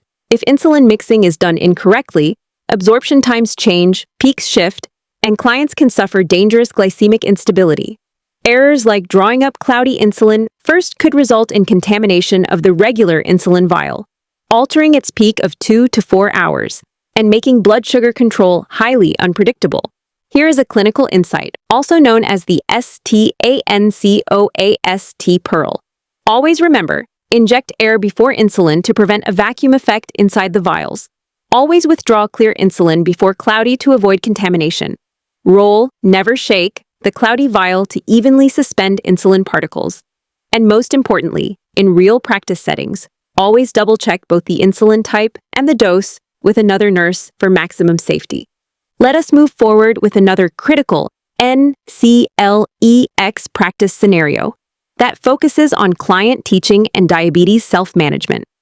The nurse is reinforcing diabetes education with a client who is preparing for discharge after being newly diagnosed with type 1 diabetes mellitus. The question asks, which client statement indicates a misunderstanding that requires immediate follow-up teaching? The options presented are: Option 1, I may need more insulin during times of stress. Option 2, I may need extra food when exercising strenuously. Option 3, my insulin requirements may change as I get older. And Option 4, My dependence on insulin may stop eventually. The correct answer is option 4. My dependence on insulin may stop eventually. Now, let us carefully break this down.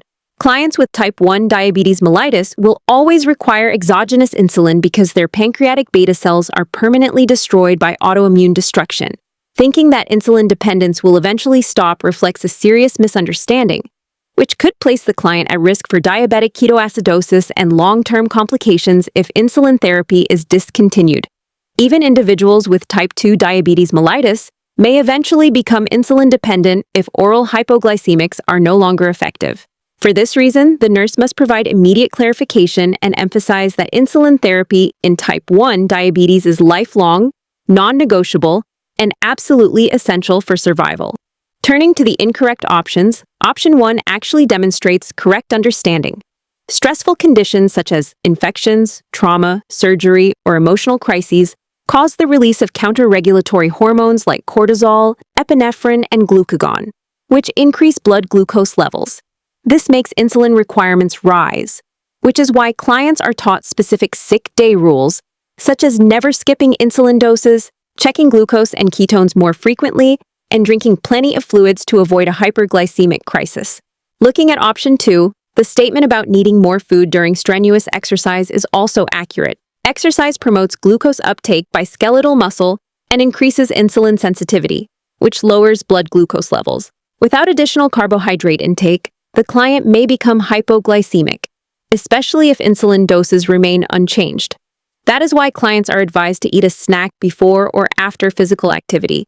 Consider reducing their insulin dose if recommended, and closely monitor their glucose levels before, during, and after exercise. As for option 3, stating that insulin requirements may change with age is also correct. Over a lifetime, insulin sensitivity can shift due to hormonal changes, muscle mass reduction, renal decline, or comorbidities such as obesity and cardiovascular disease. In older adults particularly, changes in renal clearance and altered pharmacokinetics may necessitate insulin dose adjustments to prevent hypoglycemia. This reinforces the teaching point that insulin regimens must always be individualized and reassessed over time by healthcare providers. To integrate all of this clinically, the key safety consideration is that the most dangerous misconception is believing that insulin therapy can eventually be stopped. This misunderstanding has the potential to lead to therapy, omission, and life-threatening complications. Pathophysiologically, type 1 diabetes is defined by the absolute absence of insulin due to autoimmune destruction of pancreatic beta cells, which makes insulin replacement permanent. The teaching focus must be on lifelong adherence, regular glucose monitoring, recognizing signs of hypo and hyperglycemia, and understanding how lifestyle factors can influence insulin needs. And finally, here is your Stan Coast Pearl. Always remember, type 1 equals insulin for life. Unlike type 2 diabetes, where management can progress from lifestyle changes to oral agents and eventually insulin, type 1 diabetes always requires insulin replacement from the very beginning because the pancreas has lost its ability to produce it. Let us now walk through another NCLEX-style practice question in a smooth and engaging manner. A nurse is conducting discharges teaching for a client who has been newly diagnosed with type 2 diabetes mellitus. During this teaching, the nurse highlights the long-term complications of uncontrolled hyperglycemia. The question asks, which client statement signals a need for immediate clarification and further teaching? Here are the options to consider. The first statement is, if my diabetes is not controlled, I could lose my vision due to diabetic retinopathy. The second statement is, uncontrolled diabetes could cause narrowing of blood vessels in my brain and increase my risk of stroke. The third statement is, diabetes can damage the tiny blood vessels in my kidneys and eventually lead to renal failure. And the fourth statement is, because of diabetes, my liver will eventually fail and I may need a liver transplant. The correct answer here is option 4, because of diabetes, my liver will eventually fail and I may need a liver transplant. This answer shows a misconception that requires urgent clarification. Diabetes mellitus primarily causes microvascular complications such as retinopathy, nephropathy, and neuropathy, along with macrovascular complications including coronary artery disease, cerebrovascular accidents, and peripheral arterial disease. While individuals with diabetes may develop fatty liver disease due to metabolic syndrome, direct liver failure is not considered a classic long-term complication. Unlike the eyes, kidneys, nerves, and cardiovascular system, the liver is not directly destroyed by diabetes itself. So this statement reflects a misunderstanding that needs correction. Looking at option 1, this is indeed correct. Blindness from diabetic retinopathy is a well-recognized and devastating complication. Chronic hyperglycemia leads to retinal capillary damage, microaneurysms, hemorrhages, macular edema, and even detachment of the retina. Without tight glycemic control and routine eye examinations, vision loss can become irreversible. So this statement demonstrates accurate understanding. Turning to option 2, this is also valid. Diabetes is a significant risk factor for stroke because of its impact on atherosclerosis and endothelial dysfunction. Clients with uncontrolled diabetes are 2 to 4 times more likely to experience an ischemic stroke compared to the general population. Careful control of blood glucose, lipids, and blood pressure, along with smoking cessation, are key measures for prevention. Now considering option 3, this too is accurate. Renal failure, known as diabetic nephropathy, is one of the most feared microvascular complications of diabetes. Prolonged hyperglycemia thickens the glomerular basement membrane, causing proteinuria and progressive loss of kidney function.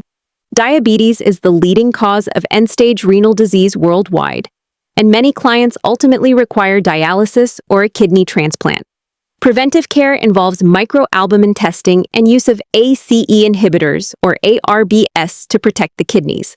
To integrate all of this clinically, remember that diabetes commonly damages the eyes, kidneys, nerves, heart, and large blood vessels, leading to complications such as blindness, renal failure, neuropathy, stroke, myocardial infarction, amputations, and poor wound healing.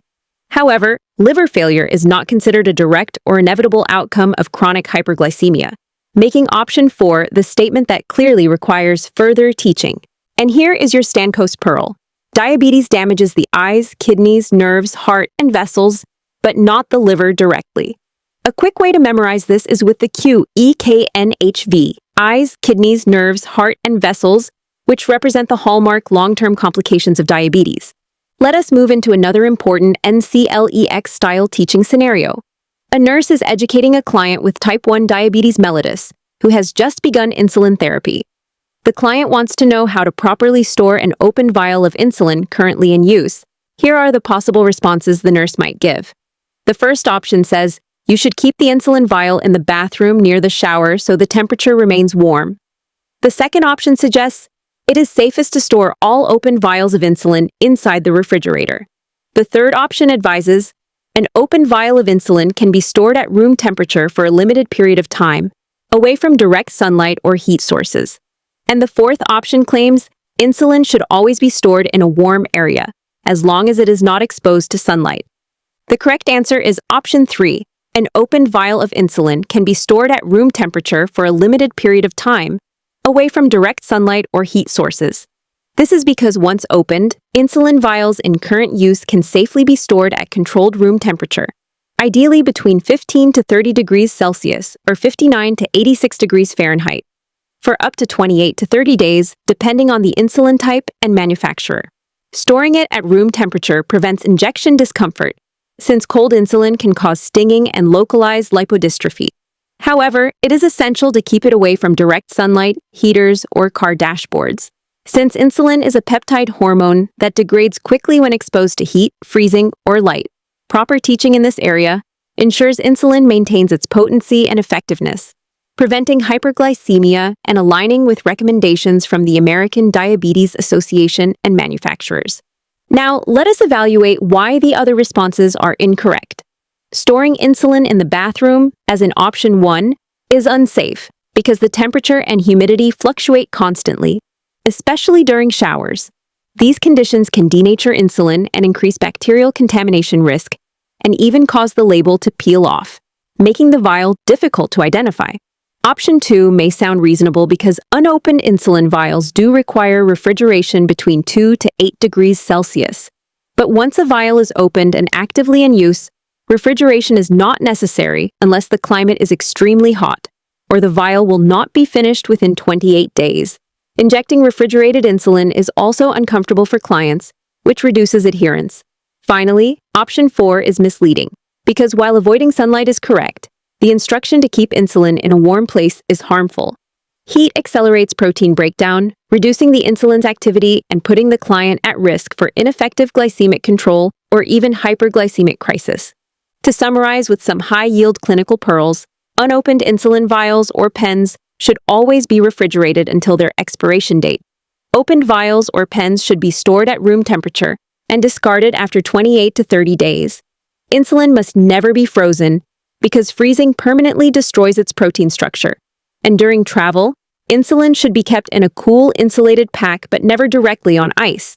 A helpful NCLEX memory trick is cold insulin stings, hot insulin dies, room temp keeps sugar wise.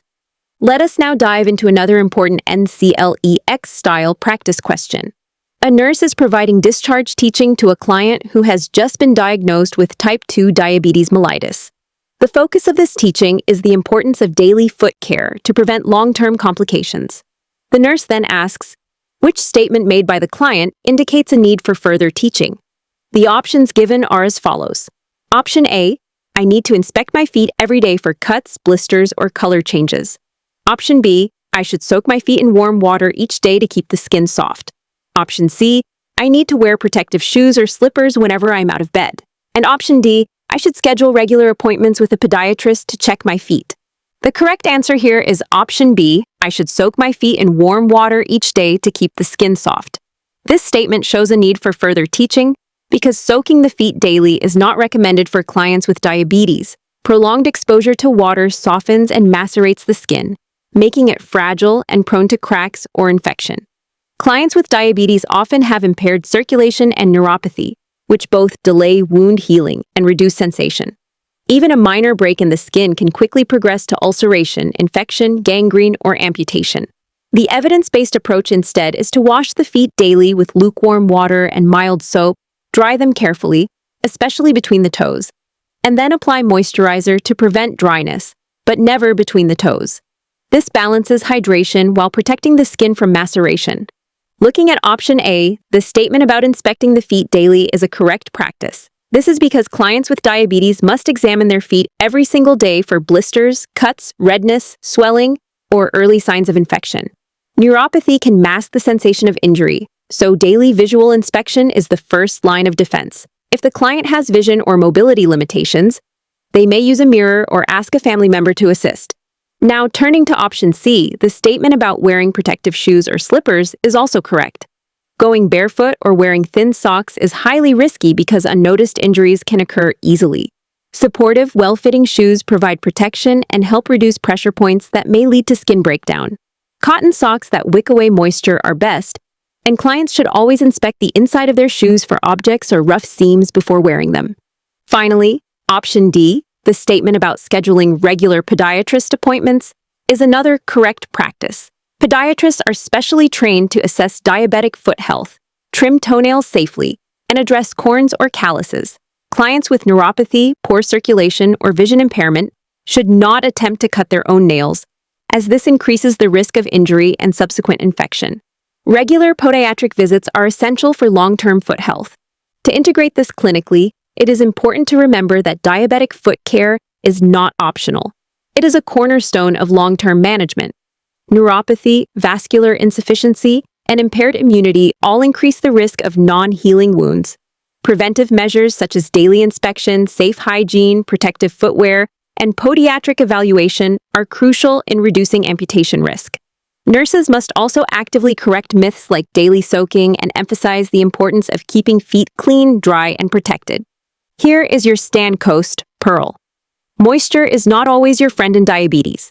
Clean, dry, and protected feet prevent ulcers and amputations.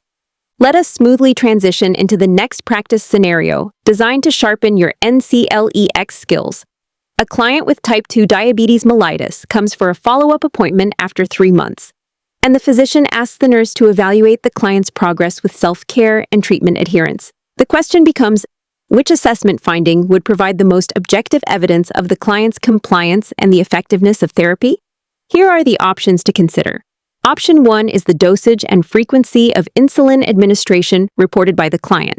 Option 2 is the client's self-monitored blood glucose records over the past week. Option 3 is the client's weight and vital signs documented before the office visit. Option 4 is the symptoms the client has experienced during the past month. The correct answer is Option 2, the client's self-monitored blood glucose records. This option stands out as the most accurate and objective measure of adherence. Blood glucose logs, whether written or downloaded directly from glucometers, provide sequential, time-stamped data that reflect real patterns of control. They eliminate recall bias and show day-to-day results of both medication and lifestyle management, such as diet and exercise. This allows the healthcare team to identify trends like hypoglycemia or hyperglycemia and make evidence-based adjustments. In fact, the American Diabetes Association emphasizes self-monitoring as a cornerstone of diabetes self-care, highlighting why it is considered the gold standard during follow-up evaluations. Now, looking at the first option, the dosage and frequency of insulin administration reported by the client, we can see why it is not the best choice. While useful, this information is based solely on client reporting, which does not confirm true adherence. Clients may misreport or misunderstand timing and dosages, and without glucose results, there is no way to evaluate actual therapeutic effectiveness. Shifting attention to the third option, the client's weight and vital signs, these provide important information about overall health status, but do not specifically measure glycemic control. For instance, a client may maintain stable weight yet still have uncontrolled blood sugar, or may lose weight due to dietary changes without showing consistent glucose regulation. Finally, option 4, the client's reported symptoms, is also not the most reliable measure. Symptoms are highly subjective and variable. Some clients may not recognize early warning signs due to neuropathy, while others may overreport minor discomforts. This makes symptoms an unreliable indicator compared to measurable, objective data. Stan Coast, Pearl. When evaluating chronic disease management, always prioritize objective over subjective evidence. In diabetes care, blood glucose records provide real-time, quantifiable proof of adherence and control, far surpassing reports of insulin usage, body weight, or perceived symptoms. Let us now move into another essential NCLEX-style practice question that highlights the evaluation of diabetes management over time. A nurse is evaluating the effectiveness of a client's diabetes management during a routine follow-up visit. The key question becomes, which laboratory test provides the most reliable long-term indicator of glycemic control and the effectiveness of therapeutic interventions? Here are the choices. Option 1 is fasting blood glucose. Option 2 is blood chemistry profile. Option 3 is complete blood count. Option 4 is glycosylated hemoglobin, also called HbA1c. The correct answer is Option 4, glycosylated hemoglobin, HbA1c. This test is considered the gold standard for assessing long-term glucose control in individuals with diabetes mellitus. HbA1c works by measuring the percentage of hemoglobin molecules in red blood cells that have glucose attached to them. Because red blood cells live for about 120 days, this test reflects an average of blood glucose levels over the past 8 to 12 weeks. An HbA1c level below 7% is generally recommended by the American Diabetes Association for good control, though targets can be adjusted based on age, comorbidities, and hypoglycemia risk. Unlike daily glucose checks, HbA1c is unaffected by meals, stress, or short-term illness, making it a stable and objective tool for assessing therapy effectiveness.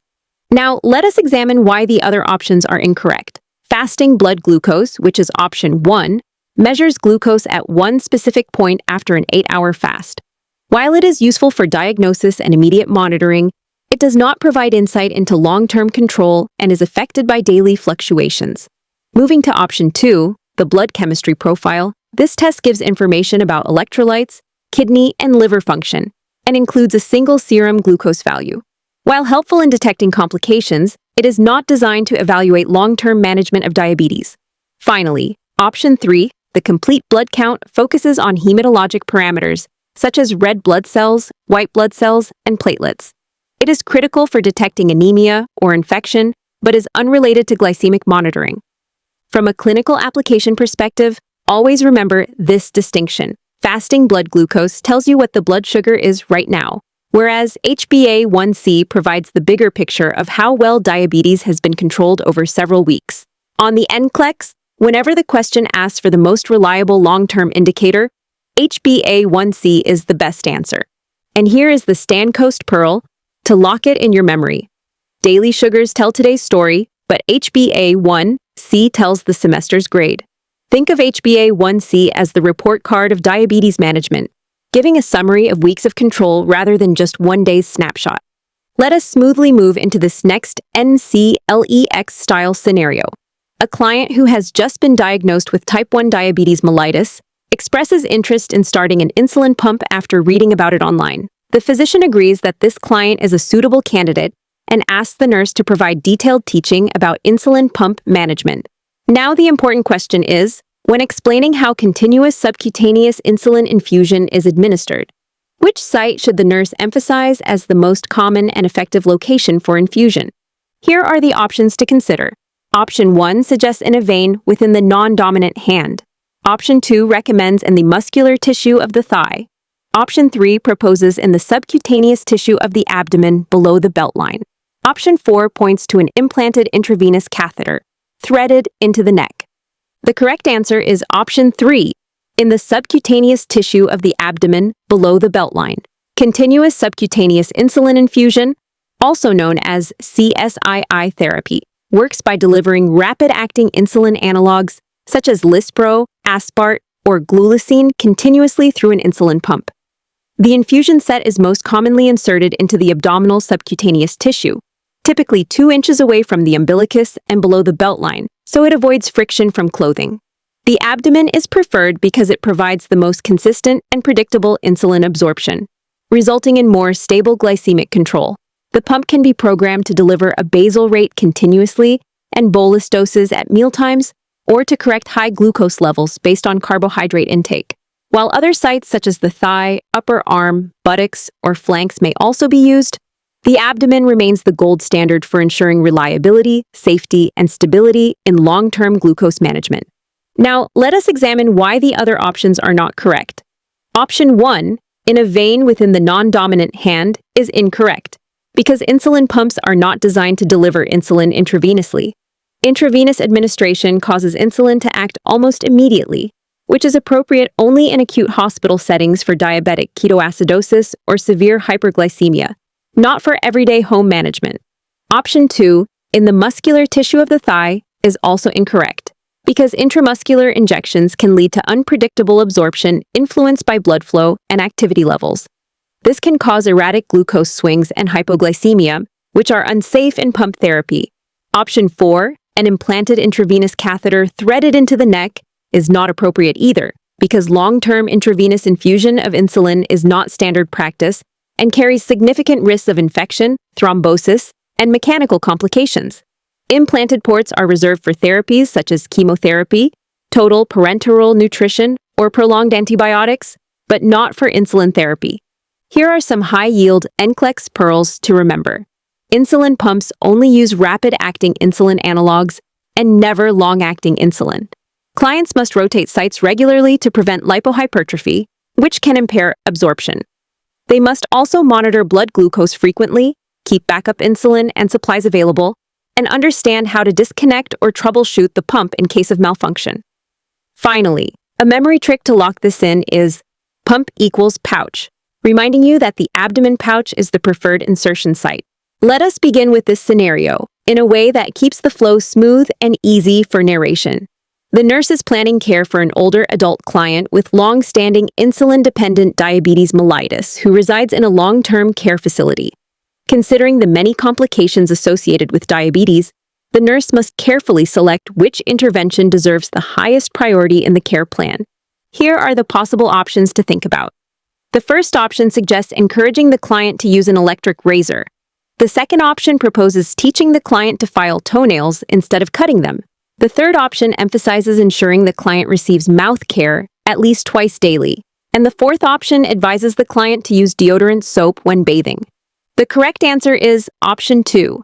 Teach the client to file toenails instead of cutting them. This is because foot care in diabetic clients is one of the most critical preventive measures to avoid life-threatening complications. Diabetes causes peripheral neuropathy, where the client may not feel small injuries, and peripheral arterial disease, which reduces blood supply to the extremities. Together, these increase the risk of ulcers, infections, and even amputations.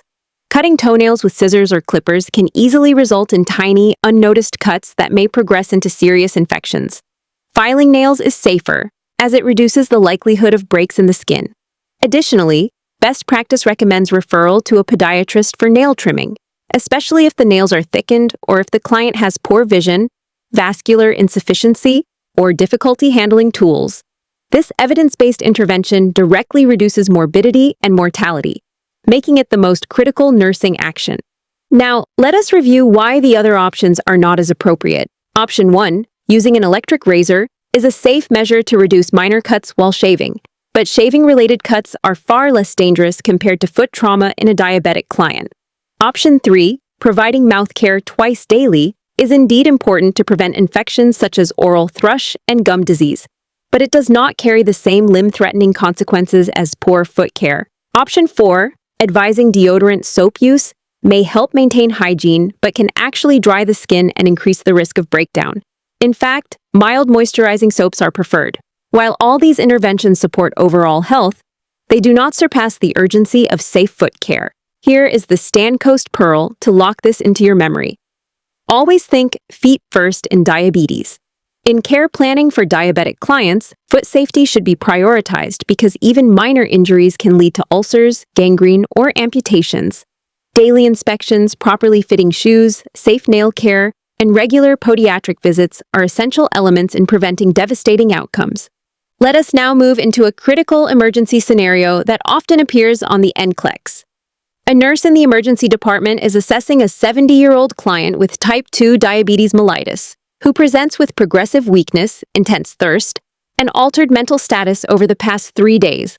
Laboratory results show a serum glucose level of 650 milligrams per deciliter, sodium of 158 milliequivalents per liter, osmolality of 340 millismoles per kilogram, bicarbonate of 23 milliequivalents per liter, and negative urine ketones.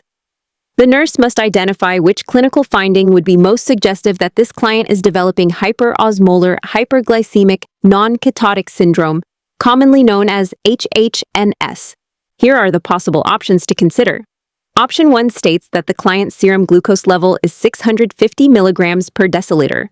Option 2 describes the client's urinary output as 3,000 milliliters in 24 hours. Option 3 indicates the client's skin is cool and moist. And option 4 mentions that the client's urine contains acetone. The correct answer is option 1. The client's serum glucose level is 650 milligrams per deciliter. This is the hallmark and most suggestive feature of HHNS. In this condition, extreme hyperglycemia, often between 600 and 1,000 milligrams per deciliter, drives profound hyperosmolarity greater than 320 millismoles per kilogram. This osmotic effect pulls fluid from inside the cells into the bloodstream, resulting in marked dehydration, electrolyte disturbances, and neurological impairment such as confusion, lethargy, and even seizures. Unlike diabetic ketoacidosis, or DKA, there is still enough insulin present to prevent fat breakdown and ketone formation, which explains the absence of ketones in the urine. Therefore, when we see a very high glucose level, like 650 milligrams per deciliter with negative ketones, HHNS should be strongly suspected. Now let us look at why the other options are not correct. Beginning with option 2, a urinary output of 3,000 milliliters per day does suggest polyuria and dehydration. But this finding is nonspecific and can occur with many forms of hyperglycemia, including DKA. It does not distinguish HHNS from other diabetic crises.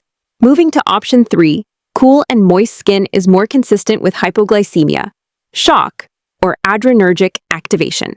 In HHNS, the skin and mucous membranes are usually warm, dry, and poorly elastic due to profound fluid loss. Finally, option 4 mentions acetone in the urine, but acetone is a ketone body and is a hallmark of DKA, not HHNS. The absence of acetone is actually what helps differentiate HHNS from DKA. To make this clearer, let us compare the two conditions side by side. In HHNS, the glucose is usually greater than 600 milligrams per deciliter. Serum osmolality exceeds 320, Ketones are minimal or absent, and it occurs mainly in older adults with type 2 diabetes. The predominant issues are severe dehydration and neurological changes. In DKA, glucose levels are lower, often between 250 and 600 milligrams per deciliter, but there is significant metabolic acidosis with ketonuria, ketonemia, fruity breath odor, and small respirations. It is more common in younger clients with type 1 diabetes. Stand Coast Pearl. An easy way to remember is hyperglycemia, hyperosmolarity. No ketones equals HHNS. When you see an older client with extremely high blood glucose and negative acetone, think HHNS. This distinction is not just for exams, it is life-saving in practice. Let us begin with a crucial sick day management scenario that often challenges clients with type 1 diabetes mellitus. A 32-year-old client presents to the clinic after experiencing 4 days of persistent nausea, vomiting, and diarrhea. They admit to skipping insulin doses because of being unable to eat or retain food. On assessment, the nurse observes dry mucous membranes, orthostatic hypotension, and a fruity odor to the breath, suggesting a risk for diabetic ketoacidosis. The client asks an important question: how should insulin be managed during times of illness? Here are the possible options. Option A suggests monitoring blood glucose levels every 2 to 4 hours during illness. Option B recommends eating candy or consuming sugar frequently to prevent hypoglycemia. Option C advises drinking a high-calorie beverage every hour until symptoms improve. Option D recommends testing urine daily for protein during acute illness. The correct answer is Option A, monitor blood glucose levels every 2 to 4 hours during illness. This is the safest and most essential instruction. Acute illness increases the risk of diabetic ketoacidosis due to stress hormones like cortisol, catecholamines, and glucagon, which increase hepatic glucose production and insulin resistance.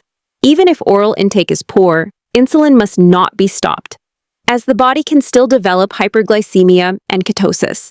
Monitoring blood glucose every 2 to 4 hours allows for timely adjustment of insulin doses, use of rapid-acting insulin when needed, and early recognition of abnormal trends. This forms the cornerstone of what nurses teach as sick day management. Now, let us break down why the other options are incorrect. Looking at option B, eating candy or sugar frequently, this advice is unsafe because it may worsen hyperglycemia if insulin is not being administered. Instead, clients should be encouraged to consume tolerated carbohydrate-containing fluids such as juice, broth, or electrolyte solutions, but always in balance with insulin therapy. Moving to option C, drinking a high-calorie beverage every hour, this is also inappropriate. While hydration and caloric intake are important, forcing hourly high-calorie drinks without insulin increases the risk of uncontrolled hyperglycemia. The recommendation should be a mix of carbohydrate-containing and sugar-free fluids to prevent both dehydration and hypoglycemia, depending on tolerance. Lastly, option D, testing urine daily for protein, is not related to acute sick day management. Proteinuria testing is used for long-term diabetic nephropathy screening. Instead, clients should test urine for ketones every 3 to 4 hours if blood glucose exceeds 240 milligrams per deciliter, or during periods of illness. To highlight the NCLEX pearls, never stop insulin during illness, even if food intake is low, because the body still requires basal insulin. Use the sick day rules, mnemonic. S for sugar monitoring every 2 to 4 hours. I for insulin should never be skipped. C for carbohydrates through fluids if unable to eat. K for ketone testing if glucose exceeds 240 milligrams per deciliter. And S for stay hydrated. Clients must also know when to seek medical help if blood glucose remains over 300 milligrams per deciliter. If ketones are present, if vomiting or diarrhea lasts more than 24 hours, or if they cannot tolerate fluids. This scenario reinforces a key NCLEX concept. Physiologic stress during illness can precipitate diabetic ketoacidosis rapidly, so nurses must teach clear sick day rules to prevent life-threatening complications. Let us move into another high-yield safety scenario that often comes up in NCLEX questions. During a change-of-shift handoff, a nurse realizes that a hospitalized client with type 1 diabetes mellitus has mistakenly received 2 consecutive doses of insulin. After promptly notifying the healthcare provider, the nurse must decide what action takes the highest priority. Here are the possible options: completing an incident report, calling the intensive care unit for possible transfer, performing frequent neurologic checks, or monitoring the client's blood glucose level. The correct answer here is option 4, monitor the client's blood glucose level. Now, let me explain why this is the correct choice. A double insulin dose creates the immediate and most dangerous risk of severe hypoglycemia. Insulin lowers circulating blood sugar by moving glucose into cells. Because the brain depends exclusively on glucose for energy, a rapid fall in glucose can result in neuroglycopenia, which leads to confusion, seizures, loss of consciousness, or even coma. For this reason, the nurse's top priority is to monitor blood glucose frequently, every 15 to 30 minutes at first, depending on the insulin's onset and peak. If low sugar develops and the client is still alert, quick oral glucose sources such as juice, glucose tablets, or hard candy should be administered. If the client becomes unable to swallow or loses consciousness, the nurse must be prepared to administer intravenous dextrose, such as D50W, or intramuscular or subcutaneous glucagon. Early recognition through frequent glucose monitoring is the life-saving step in this situation. Switching to the other choices, let us begin with option 1, completing an incident report. While every medication error must be reported for quality and safety tracking, paperwork is never a substitute for immediate client assessment or intervention. According to prioritization frameworks such as ABCS and Maslow's hierarchy, physiologic stability always comes before administrative responsibilities. That makes this option important, but not the priority. Turning to option 2, calling the intensive care unit. This may eventually be necessary if the client requires advanced monitoring or continuous intravenous therapy. However, calling the ICU is not the first action. The nurse must first assess the client's current glucose status, intervene as needed, and then decide whether escalation of care is appropriate. Looking at option 3, performing frequent neurologic checks. This is certainly useful because hypoglycemia primarily affects the central nervous system. But neurologic checks detect the problem only after blood sugar has already dropped to dangerous levels. Blood glucose monitoring is the earlier, more sensitive indicator and must come first in order to prevent neurologic compromise, rather than simply observe it after the fact. Finally, let us wrap up with some high-yield pearls. Here is the Stand Coast Pearl. Whenever a medication error occurs, the priority is to assess for potential harm to the client. In this case, that means immediate and repeated blood glucose checks. For NCLEX, remember that interventions focused on safety and physiologic stability always outweigh documentation tasks. Watch for early red flag signs of hypoglycemia, sweating, tremors, irritability, palpitations, before they progress to confusion, seizures, or coma. Also recall that insulin peak times carry the greatest risk. Rapid-acting insulins peak within 1 to 2 hours. Regular insulin peaks in 2 to 4 hours. Always be prepared with intravenous dextrose or glucagon when insulin errors occur. Thanks, see you soon.